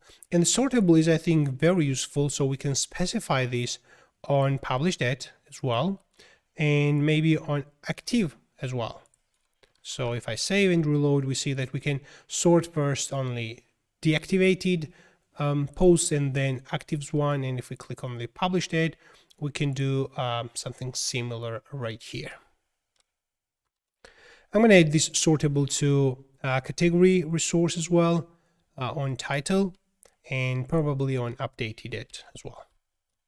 Now, I'm going to add one useful thing to every post, whether you're in a post inner page or in list as well. And that's going to be estimated read time in a human readable format, and also number of words for that article, so that when you're looking through the blog website, you immediately know if this is not too long, probably you want to click it and just read it. Okay, if it's like 5 minute, 2 minutes article. So I think that's really handy and useful feature. So let's actually open post modal. I'm going to do this in post modal, and I'm going to create a custom attribute. Where's the post modal? Here I have it. Okay, let's collapse the left side, and maybe at the very bottom, I'm going to create a public function human read time, and that's going to return custom attribute from Illuminate Database Eloquent Cus attributes. So we will return new attribute, and we are going to define only getter for this. We get value and actual attribute here. And now, what do we need to return from here? So we are going to return number of minutes to read that article, that post, as well as a number of words. So let's start by counting number of words, and that will be using str facade. Okay, so str helper, we're going to execute words method here, and actually we need to specify word count, and let's specify the body, and that's going to be from attributes. Let's call this attributes in plural form, from attributes to get the body, but that body will contain HTML tags as well. So let's run strip tags and body. Okay, so we have a number of words.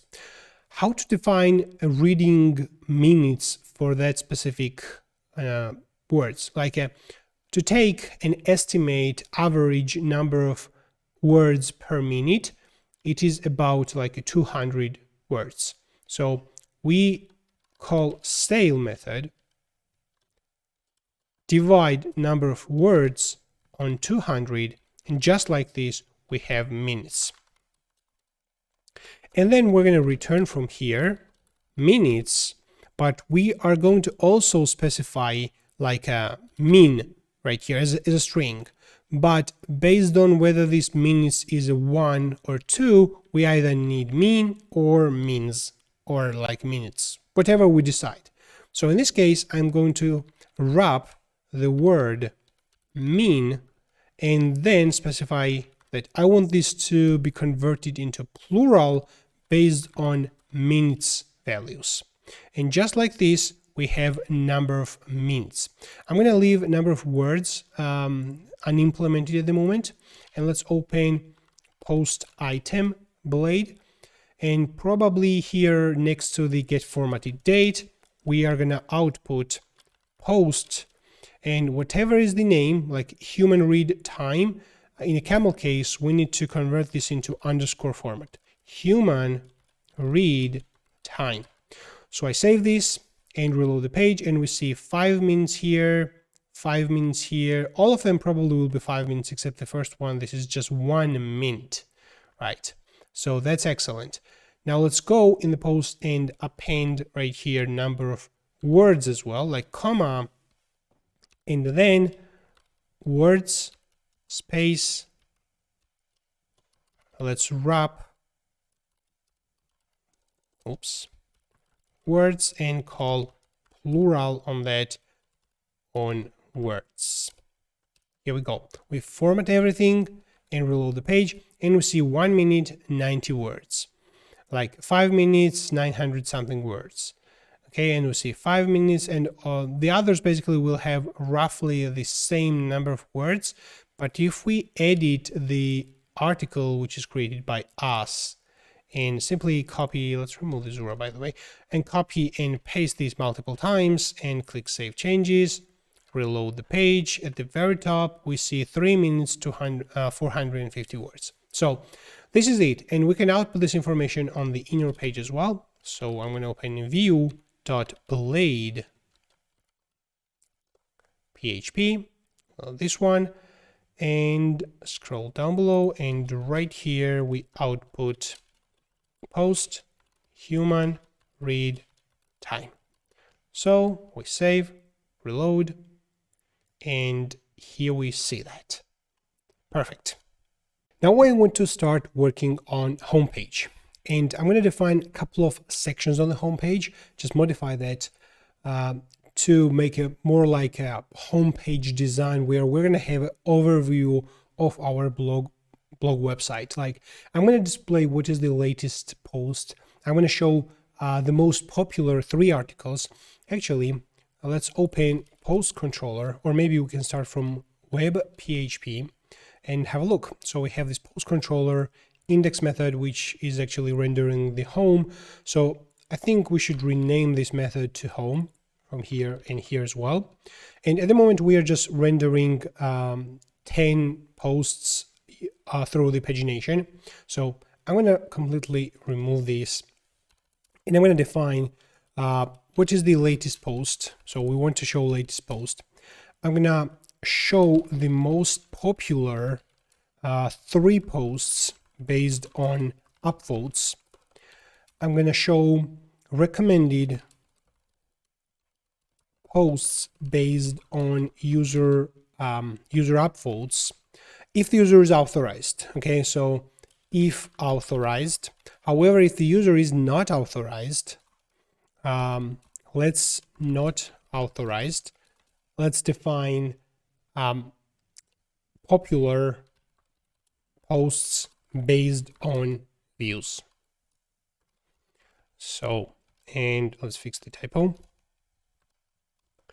And we are gonna also show top categories,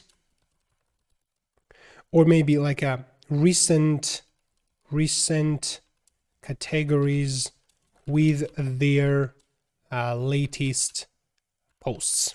Okay, so I want to have these 4 main sections on my website.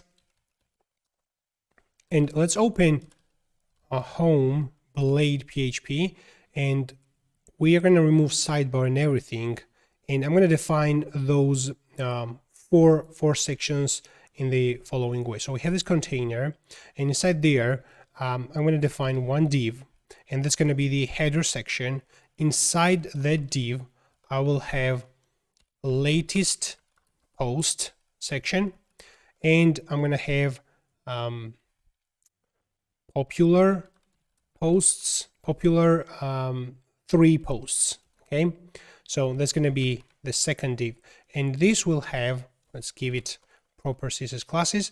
This will have a grid. Let's give it grid calls 1, but above medium screen, let's give it grid calls 3, maybe. Let's give it also gap 4.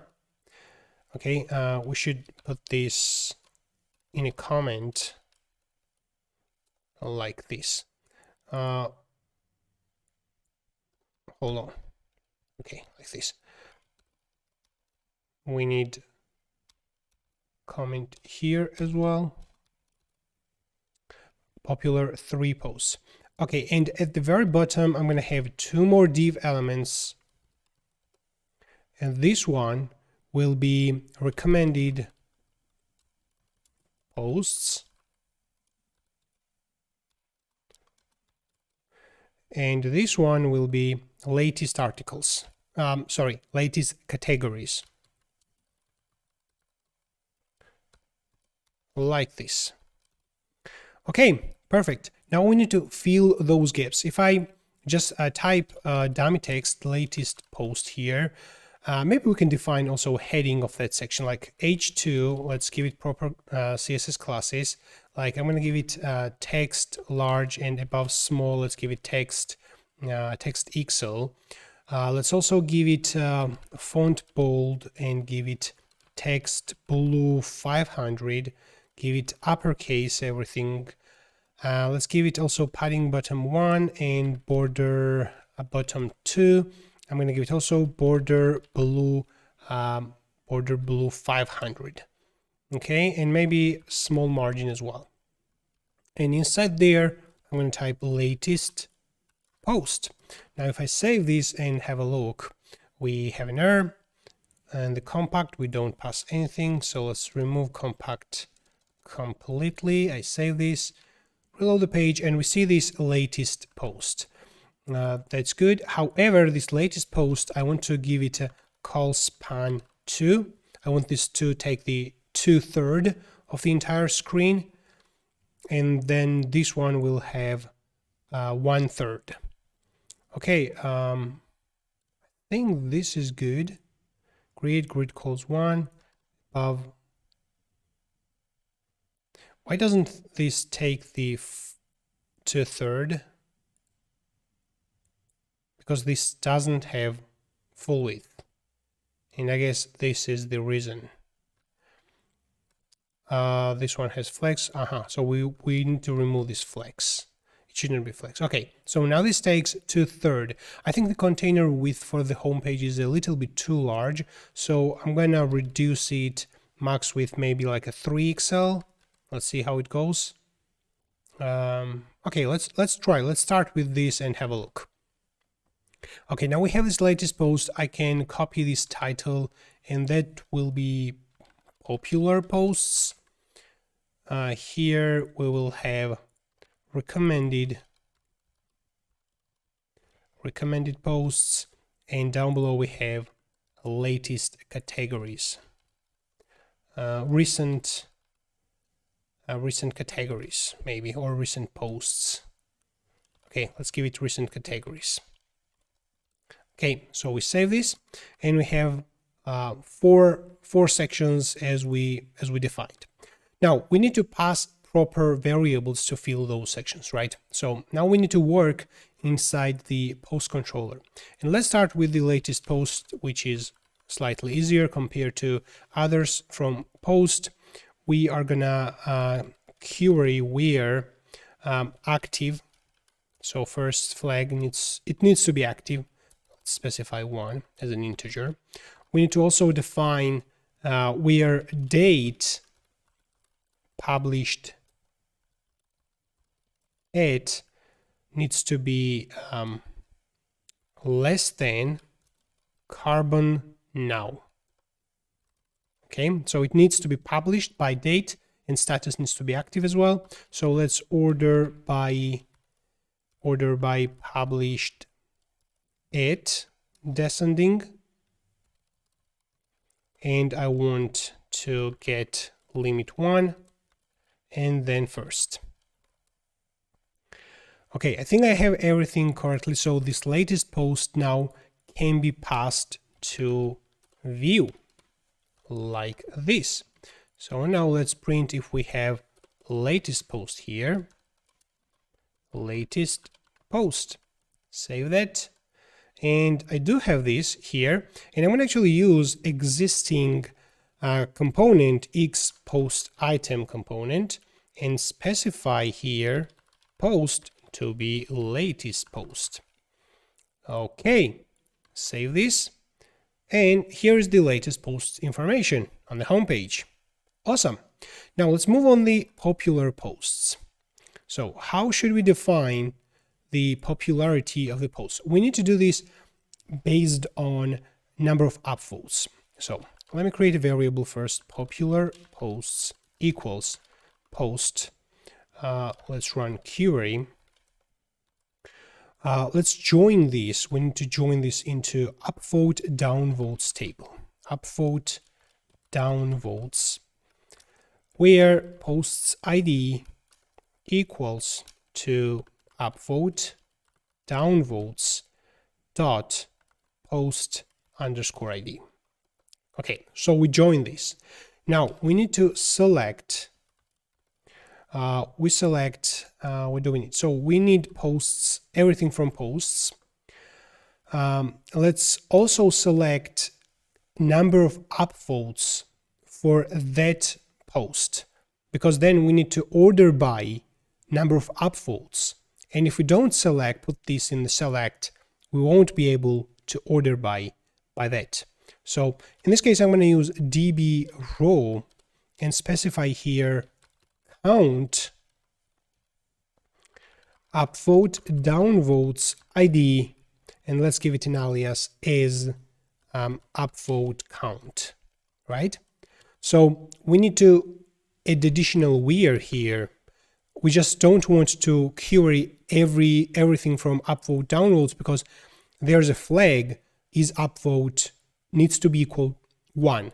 We don't want those upvote downvote records which has downvote. right? So in the where, I'm going to specify a function which will be query. And on that query, I'm going to run where upvote downvotes is upvote equals 1. Okay, perfect. Let's add additional where. So we want those posts. We basically need to grab this part, because we want to get only those posts which has active one and publish date is in the past. And we want to order by descending by the following name, like a count of upvote downvotes, right? So we specify upvote downvote here. We also need to run group by posts ID. We don't want duplicated records, that's why we need to run group by. And finally, we need to limit this to get 3 records, and let's call get. Okay, if I don't make any mistake, we should have popular posts by their number of upvotes. Okay, let's pass these popular posts right here. Let's go in the home blade, and we have popular posts here, and let's output that. Let's have a look. Okay, we don't have any error. It probably means that we have successfully implemented that. So now we need to iterate over our popular posts. For each popular posts is post. Let's create a div. Let's give this div grid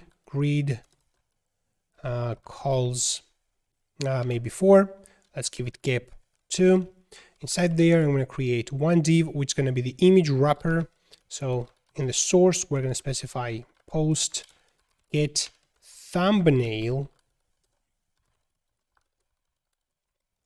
Let's specify alt to be post title, like this. And let's specify second div. Inside there, we're going to have maybe inside h3 post title. And we need like a short description like we have it in the post item. So we need to use the same method, short body. Here we have this method. Okay, let's print it post short body. I have a feeling that this short body will be too large for that section. Let's have a look. The second div should have call span of 3. So basically we are splitting the entire width on 4 equal spaces. Then this image will have 1 part, and the description and title and the short body will have 3 parts. So if I save everything, it should be like this. Okay, an image and the title and the body. This body needs to have smaller font, so let's specify text SM. Okay, that's good. Let's give it also text semi-bold. Okay, I think that's good. But again, as I mentioned, this description is too large. So inside short body, I'm going to define like words variable, which by default will be 30. So that's a good lesson to learn. So I'm using this short body from somewhere else. I want to modify this short body arguments so that it doesn't break other place. If I just make this argument required like words here, and then I specify words here, it's going to break the other places, because other place where I use this short body, we don't pass these words variable. So we need to make these words optional so that by default it still is 30, and from other places, if we are using this short body, we don't pass this 30 and we don't have any problems. But in this case on homepage, I want to pass 10 instead of 30, 10 words. So now this is more like it. Okay, that's perfect. However, on this container, I'm going to give it like a slight padding top maybe 2. So this image is moved down, and that's it. You have it. However, why we don't see more than one post here. Okay, don't we have other posts? Let's check the post controller. So we join these upvote downvotes. Okay, I see the reason. So because we write a left join here, it basically means that upvote downvote might not even exist on a post. And in this case, in the where clause, we have this is upvote needs to be equal always 1. And that's basically what causes the problem. So here we can specify where null, to be more specific. So upvote downvote, specify upvote downvotes is upvote needs to be either null or its value needs to be 1. It will be null whenever the left join doesn't return anything basically. So whenever the post doesn't have upvote downvotes, this will be null.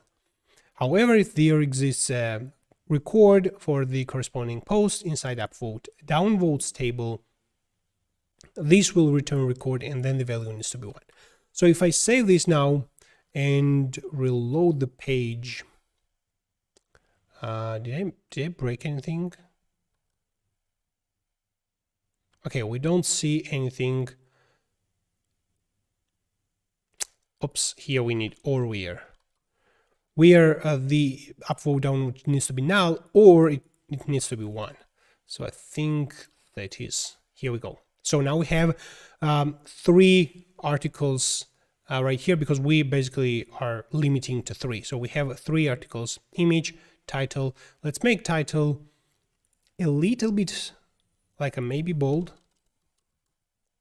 to stand out from anything else. Okay, let's give it uppercase maybe. No, I don't like text bold. Why text bold doesn't work as I expected? Is there text extra small on body? Okay, if we reduce the body, we can reduce this one as well. So we give it a text small, uppercase maybe. Okay, not bad. And we can give this one also no wrap, text no wrap or white space no wrap. Okay, I'm gonna look for this Tailwind CSS, a white space no wrap.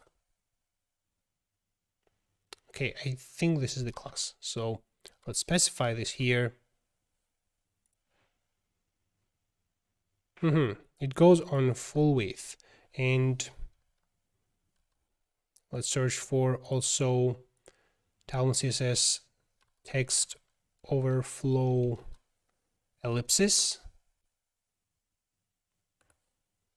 Okay, I want to show simply 3 dots there. Truncate. Does that class do what we want? Let's see. Okay, yeah, this does what we want. I'm gonna add extra margin bottom 3 between each posts. Like this, maybe even 4. Okay, so the latest post and the latest popular post, like a 3 post. Well, I think that the text size is too small compared to the left one, so we should probably even reduce the left side. But in this case, we are using the same post item component what we have on the other pages, so changing this will affect the other pages as well. So I don't want to spend too much time on design part. Again, like we can simply increase the number of items to 5 here. Reload the page, and again, if we add extra things like, well, let me show you, like we have this by who is the owner of this article basically, or what's the read time of this article, or what are the categories So let's grab the categories section in the home page and let's put this below title here maybe. So I save this. Here we see now JavaScript is a category. We can slightly change. Instead of text blue 700, let's give it BG blue 700 and give it text white and padding 2, something like this. Padding 1 and rounded, and instead of 700, let's give it 500. Okay, so we create these small tags. Let's give it text XS, extra small. Okay, so those are the tags for that specific article. And that section needs to have like a margin bottom as well. Okay. We can this div is rendered now for every article, even though there are no categories because we don't have this in the if statement. We can actually wrap this. If the post categories is not empty, then render this part, which I'm not going to do. You can do it if you want. I'm going to reduce this padding top on the image, so that image needs to be moved a little bit up. And I can finally give a slight increase on the container width. Okay, so this is it. We have the latest post, we have the popular posts. We can increase the gap right here up to 8 maybe. That's good. That's good. And of course, whenever we click on one of the posts, it needs to open the inner page. So if we go in the popular post section, here, maybe on the image, if I change this into A, and if I change this, if I wrap this into A as well, and give this one href wrote, I'm going to check in the router. Here we have this view, and I need to pass post. So view and post, and do the same thing here. So I need view and post. I save and reload the page, and I see when I click on this, it opens the article. Click on this, it opens the article. It also keeps track which articles I opened. Not too bad. Not too bad. Let's put extra button like we have on the post item continue reading button.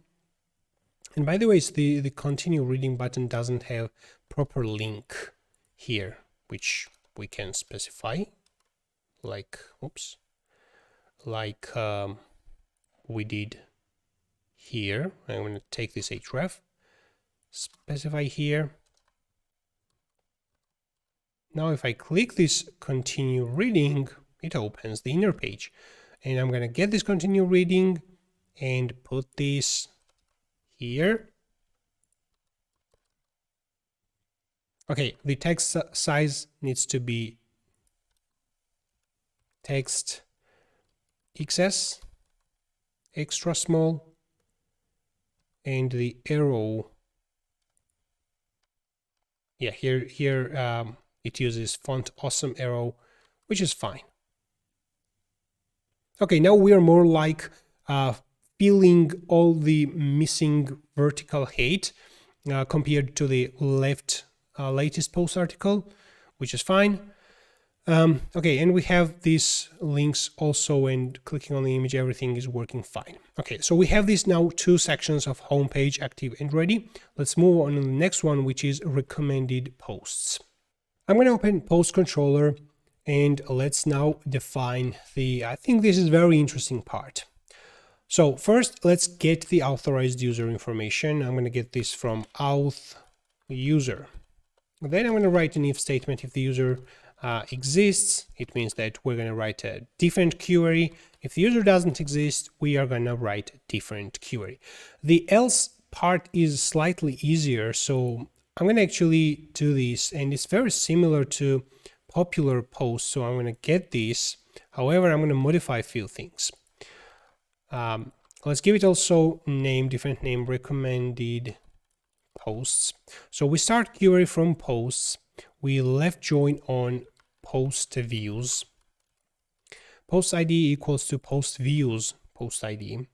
Then we select posts, and post views ID is view count. Let's call this view count. Then we write additional where. This where basically is not necessary, because if there's a record in the post views table, it just needs to be counted. Okay, we don't care about anything else, so I can remove this.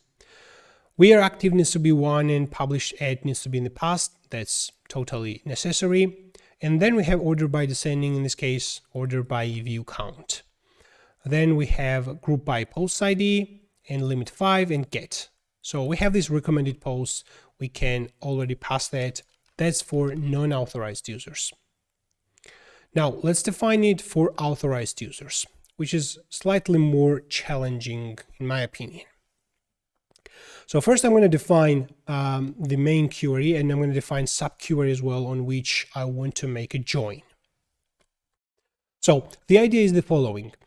I want to query posts which are in the same category in which I already upvoted some of the posts. So if I upvoted, for example, a post from the JavaScript category, in my recommended posts, I will see another post from the JavaScript category. Okay, this is what I'm going to do. So let's start defining recommended posts equals posts query. We need a left join on category post. Let's give it an alias as well, like is category post, is CP maybe. Where posts ID equals to CP post ID. Okay, I'm gonna write another left join, but in this case I want a subquery, and that subquery let's call this like left join. There's gonna be some sort of string. I'm gonna use that left join at the moment. I'm going to also define extra where clause here. Well, I think we should first define what should be this left join. So that's going to be select from upvote downvotes. We're going to join into category post as CP on upvote downvotes post ID equals CP. Let's move this down as CP post ID. So we are selecting from upvote downvotes, then join to category post, and finally we're going to query. We need extra where clauses here, but finally we're going to query category ID from this category post, category ID, and we need post ID. And let's give extra where upvote downvotes is upvote, obviously is upvote equals 1, and the main thing is that we need to get this for the currently authorized user. So and upvote downvotes user ID equals to something. So again, let's have a look. Let's get this get the full idea of this select. So we're gonna query from upvote downvotes where the current user has upvoted. This where clause means that. And finally, it's very simple. And finally, we're gonna get the category ID and post ID. Okay. So let's wrap this in parentheses, and let's give it like an alias as T, because we're going to write a join here on that, and I'm going to give it an alias like a T. So now we are left joining on the following query. I'm going to specify here this join. Then on join, I'm going to call T category ID equals to CP category ID. So I am selecting posts which are in the same category, the user upvoted, the current user upvoted posts. Okay, and I'm going to specify also, we don't want to grab the exact same post user upvoted in the recommendations. So that's why we're going to exclude T, which basically at the moment is the upvoted post ID. T post ID does not equal to CP post ID. Okay, did you get the idea? Okay, if not, feel free to pause and listen to the section again. So now we're gonna grab all the posts from here. Now let's put a semicolon here and we select the post, and now we need to set bindings. So here we use question mark and we need to fill that question mark by the currently authorized user ID. And finally, let's call get on this and have a look. If I didn't miss anything, we should see some output of recommended posts on the home page. So here we have that. Let's output recommended posts. Save this and have a look. Auth user, what is auth manager user undefined property? Okay, this is not a property, it is a method. Reload the page. Okay, we have some syntax error. Okay, where do we have that? Near post ID from upvote downloads. Okay, let's double check everything. Select from upvote downloads, join category post on upvote downloads post ID equals category post ID, where upvote downloads is upvote equals 1 and upvote downloads user ID equals this one. Okay, this looks correct. So this is a left join section. Then from post, we left join to category post as CP on post ID equals to CP post ID. Then here we left join on this. It has an alias TT. Inside join, we add the category ID needs to be the same as the category post ID. And the T post ID doesn't equal to category posts post ID. And then we select posts here. We set bindings. Then we return. Okay. Where is an actual mistake? I didn't get it.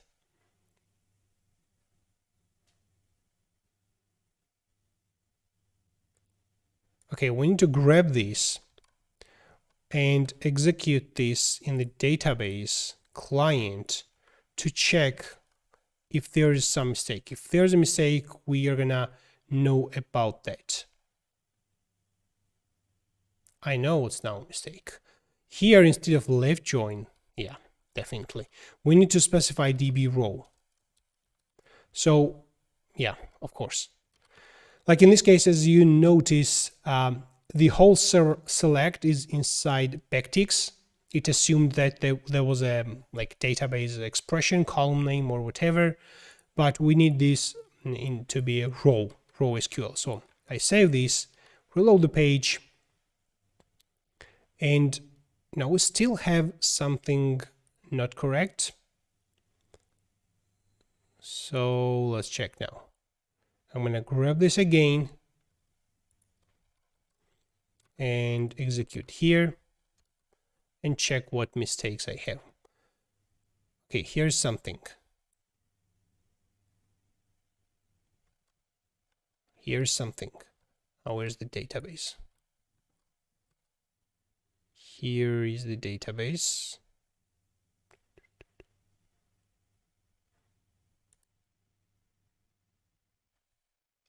Here is the problem. equals is missing, isn't it? Yes. Join on category post on this, where this equals to this. So I save that, reload the page, and we don't see error anymore, which is awesome. And we see some recommended posts, which is even more awesome. Okay, we get, how many records we get here? We don't want obviously all records, so let's limit this into 5. Reload the page. Okay, we see 5 records here. We need to test if the actual result outcome of your query is accurate, but we anyway need to render them and display them. So let me actually first do this. I'm going to use grid layout again for this. Let's give it grid and grid columns, columns 1, and above medium screen, let's give it grid columns 3. Then we use for each recommended posts as post, and I'm going to use the same component x post item in this case.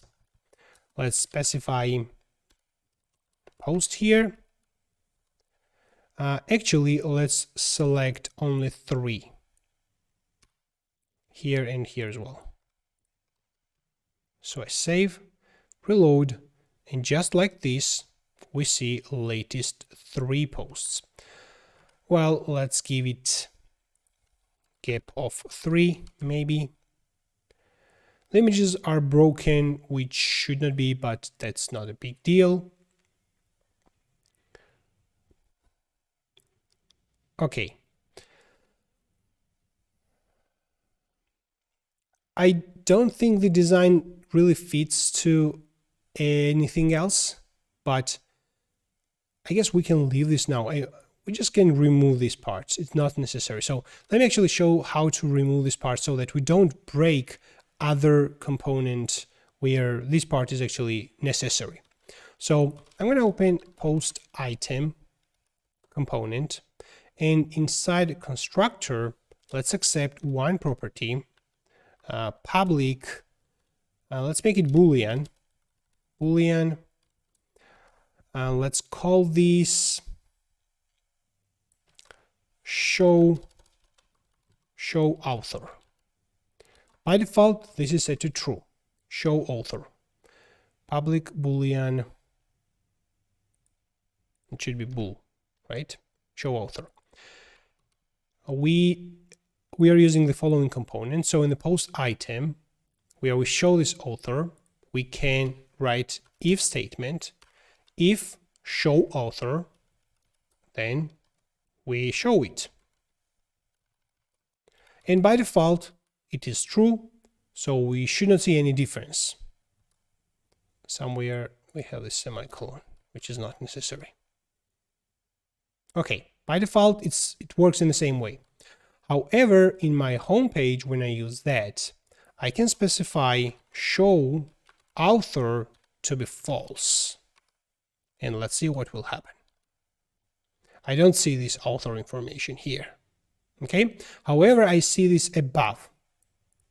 Again, a great usage of component, how you can use it so that you don't break, how you can modify it so that you don't break anything else. Okay, now the question is why I see those components, why I see this in recommended posts.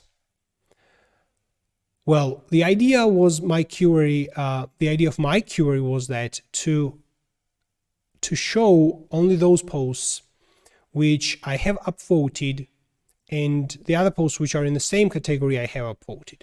So I think I have upvoted this particular post. So I shouldn't actually be seeing this post. So this where clause is inside left join. And I guess this is not 100% accurate. So we should add right here additional where t post ID does not equal to cp post ID. Here we can use cp post ID or posts ID, it's going to be the same. So I save that, reload the page, and we have something broken. Let's see. Column T post ID, invalid parameter number. Okay, I think what we need to do, instead of this T post ID needs to be wrapped in a DB row, maybe, because we have this T inside DB row. Like here, this T alias inside this DB row. So if I specify it like this, and let's change this into post ID. Reload the page. Invalid parameter number. Is this actually a problem? Like if I comment this out, yeah, it works. If I uncomment this, it does not seem to be working.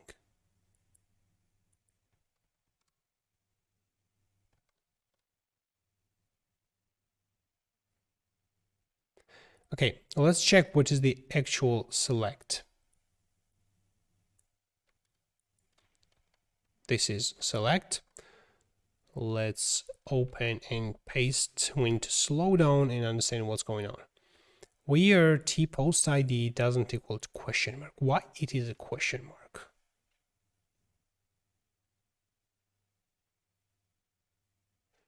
Well, it should not be question mark, right?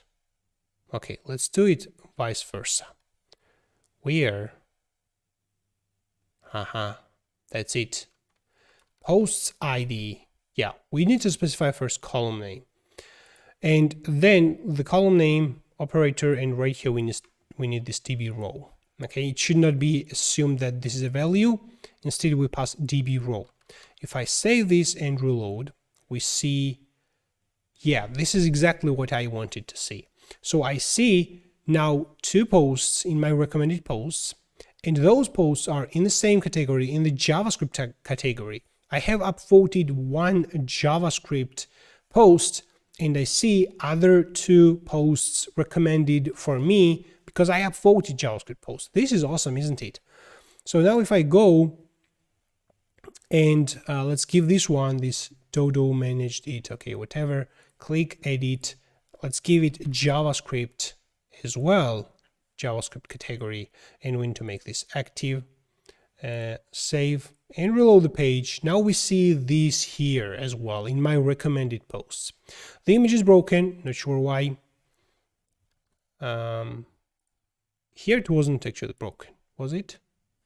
Yeah, whenever we update it, the image gets broken. And this is something probably we need to take care of. If I click on this and edit, I don't even see this image here, even though the image is presented here. Okay, we can take care of this. This is a slightly different problem, not exactly what we are trying to do at the moment. We're trying to make the homepage really active and working. And now let's focus on recent categories. Okay, before we move on the recent categories, let me move this comment up, maybe here for the else statement, like this. And now let's do this. So in this case, I want to select categories, category, query, where, hold on. So I want to select category with posts. So I'm going to use with, I want them with posts. Let's specify an array here, with posts. I'm going to use a function here. We have query, and then on that query, I'm going to execute order by descending. I want to sort them by descending, published at. Okay, perfect. Now we need to query basically only categories, like select categories, everything. I want to also select row, let's select row, like the maximum date. So what's the idea of the categories? I should have probably started from there. So what categories I want to show there? I want to show the categories which contains the recently published article. So basically it turns out to be a recent category because something happened inside that category, a new post has been published. Like if there's a PHP category which has the latest post, and recently I published a new post in the JavaScript category, the JavaScript category will need to be at the top of this category list.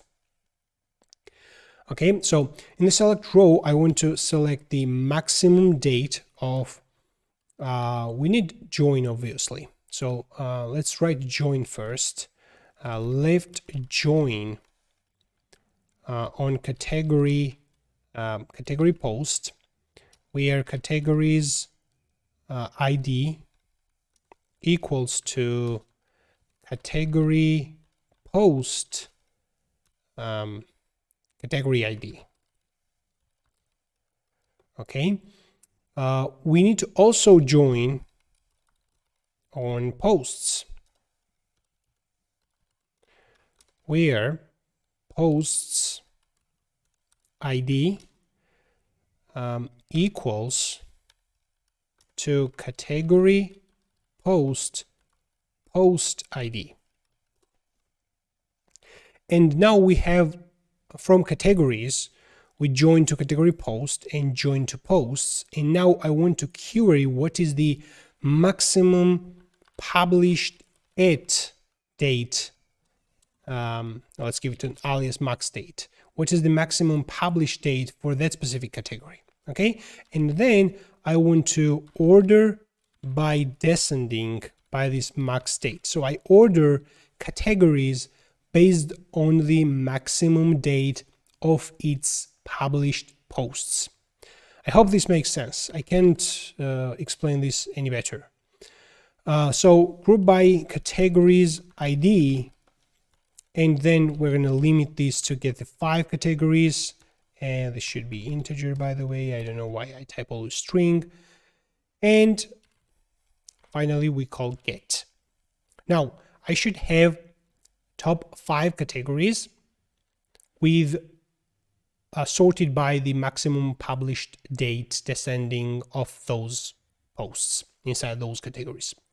Okay, so I'm going to pass now these categories to view. Let's do this on its own line like this. And now if we go in the home blade, this is the last section what we are gonna implement. So we're gonna iterate over categories is category. Let's create div. We're gonna create h3 and let's output category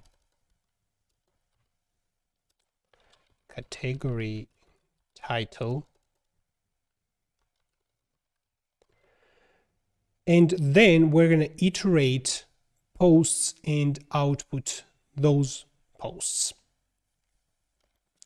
So for this, let's use for each again.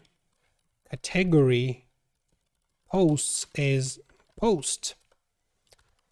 Let's create, I'm going to create one div again with class grid, and grid calls 1, and above medium, let's give it grid calls 3.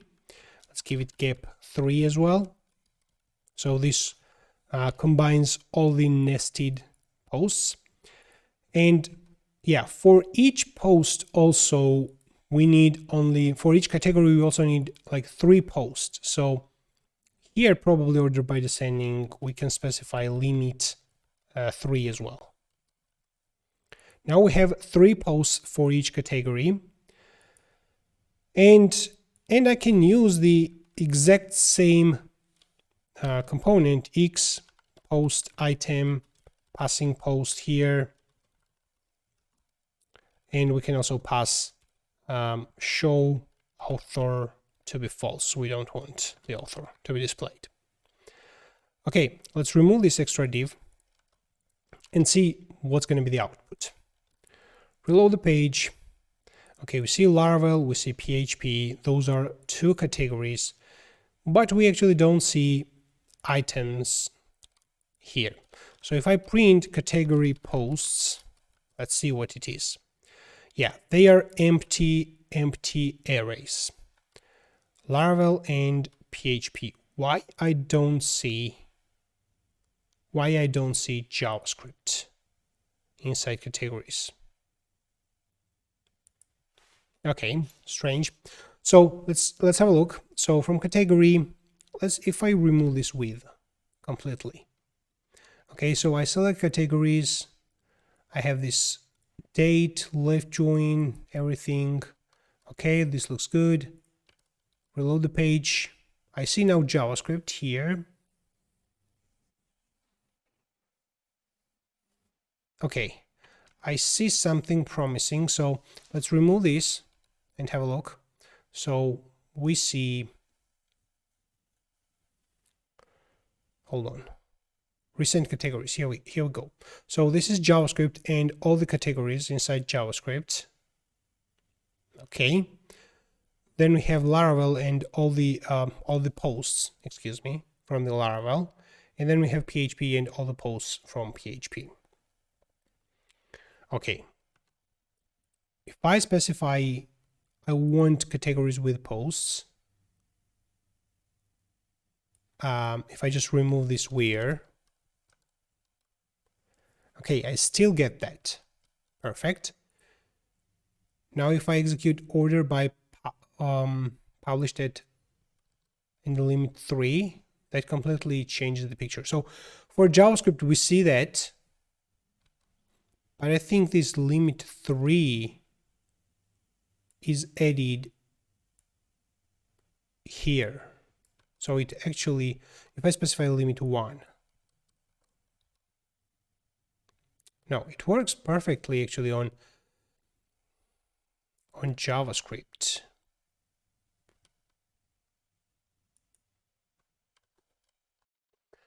Well, actually, let's try to remove this with, and in this case, we should see everything what we expect. And in the home blade, maybe I can execute get posts and provide the limit here and get limit like a 3. Let's specify limit 3 here. Okay, if I reload category, and that should be posts, simply posts. Okay, now let's check this. Recent categories, we have JavaScript 3 items for Laravel 1 and for PHP 1. So that actually works. Keep in mind that right now we are executing this query for each category. Well, at the moment we have only 5 categories, which is fine.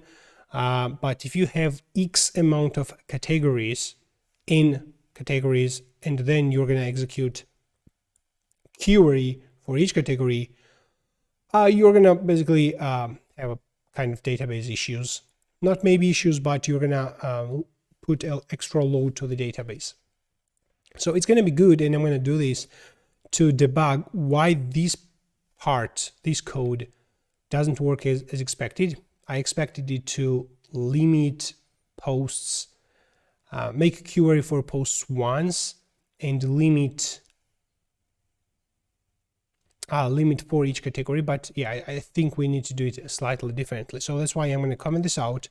And again, because this is a home page and we have a limited number of categories, that's fine, in my opinion, in this case. Okay, what we need to do is give us some formatting to this. So this is like a text, text large. Let's give it text maybe center.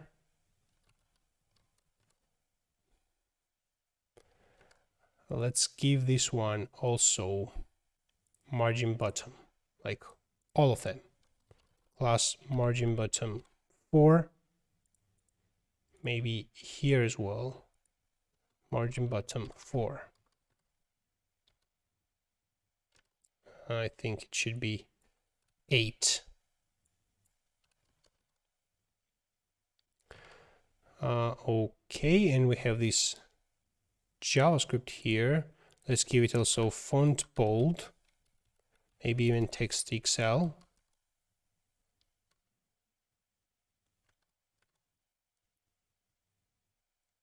Okay, not too bad.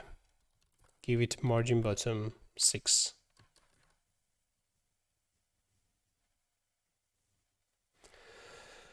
Okay, that's perfect. Like, we have recent categories.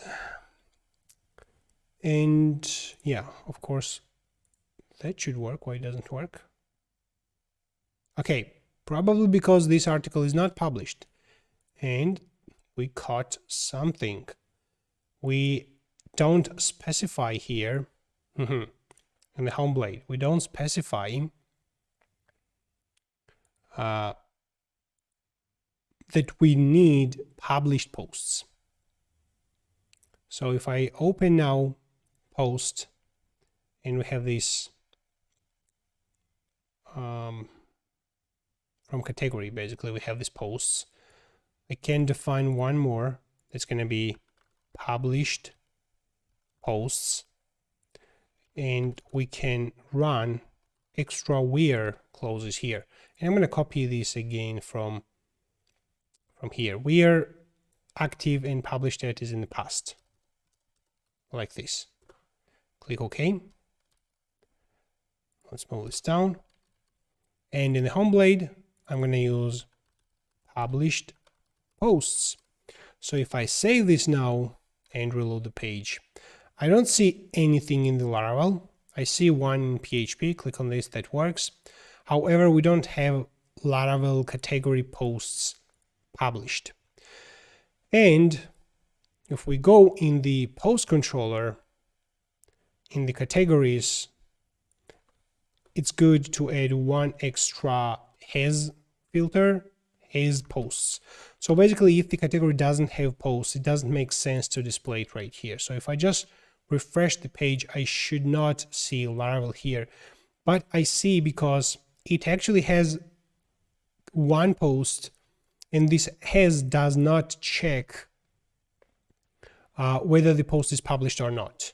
So I think we can add an extra where clause here. Let's grab query where.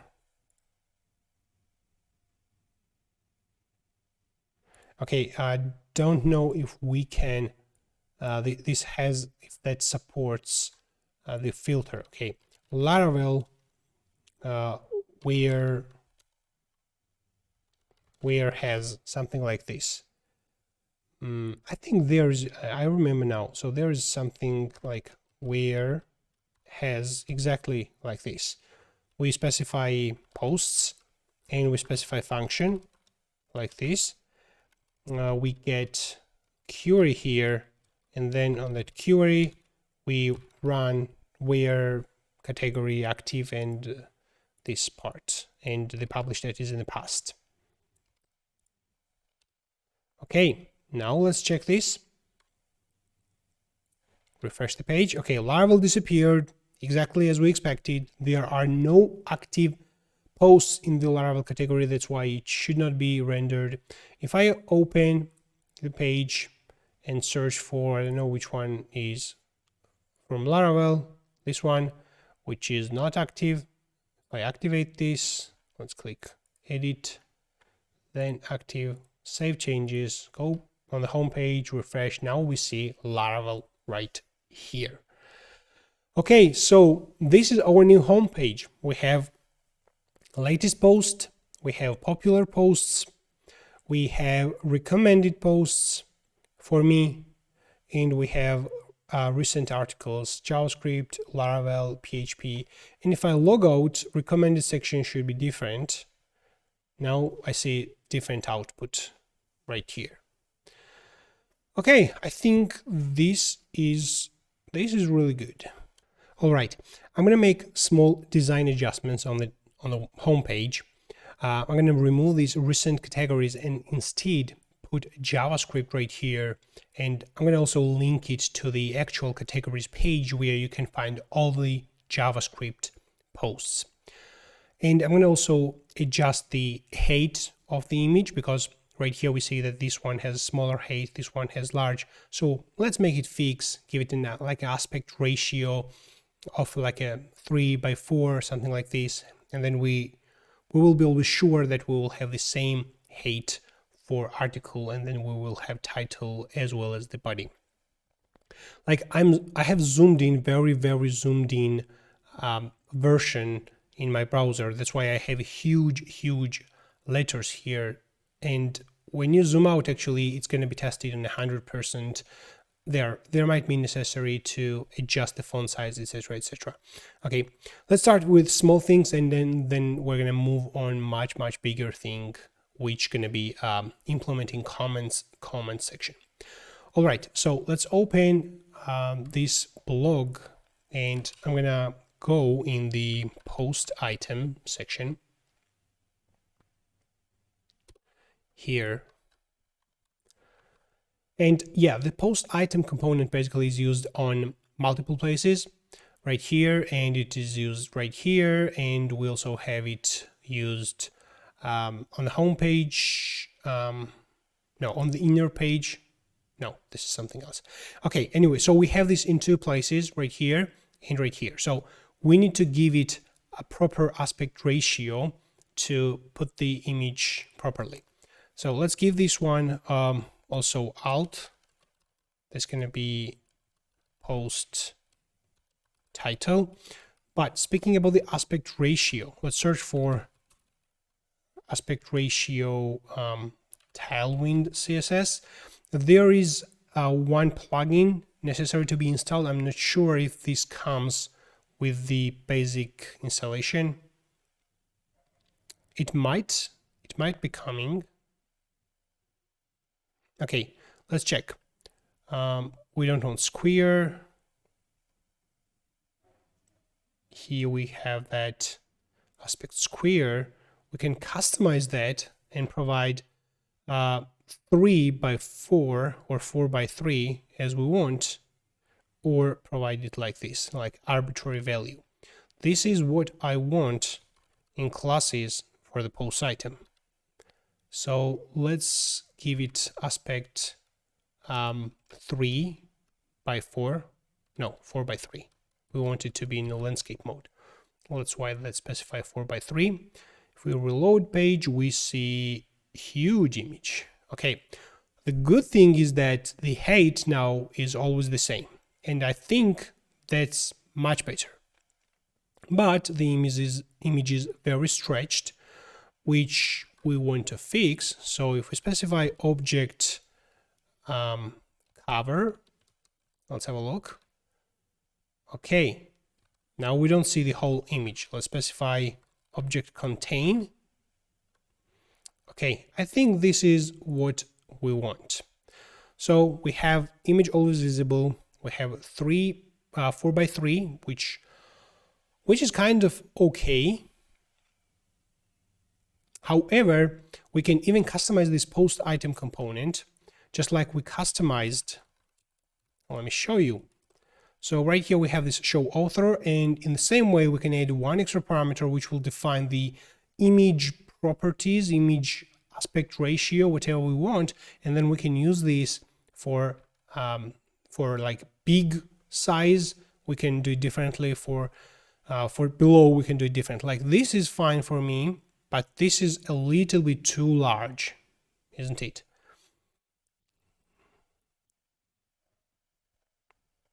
Okay, we can leave this at the moment. I'm going to leave it. One additional thing, the images are broken, and that basically happens because we are using a seed data and we don't have actually uploaded images. If I just click on this and if I make some changes right here, then this image is not going to be lost. Like specify it to here, save that, reload the page, we see 2 right here, but the image is not lost. Images are only lost whenever we update that specific article, which has that seed dummy URL right there, save changes, go back, and then this is actually lost. But that's fine, because we are not gonna spend time on to fix some seed data, which is only created for like demonstration purposes. Okay, I think we can move on the comment section. Before that, actually, as I said, I want to change these recent categories, how that is rendered. So I'm going to look for recent categories. Here I have this on home page, and I'm going to move this for each right here. Okay, then this end for each goes out right here. So now I iterate over categories. Instead of recent categories, I'm going to type the category title right here. That's perfect. And we also have this continue reading icon, arrow icon. I'm going to copy this icon and put this next to the category title. So if I save this, now I see JavaScript with the arrow, and I'm going to make this arrow to link on an actual category page. If we open web.php, we see we have the following URL by category. We need to provide the category slug.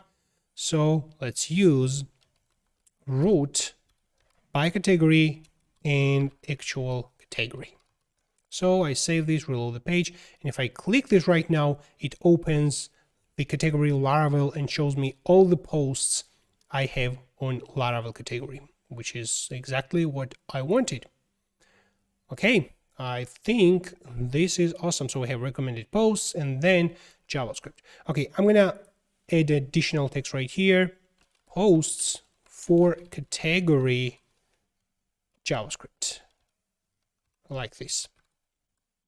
Here we go. Post for category JavaScript, post for category Laravel, and so on.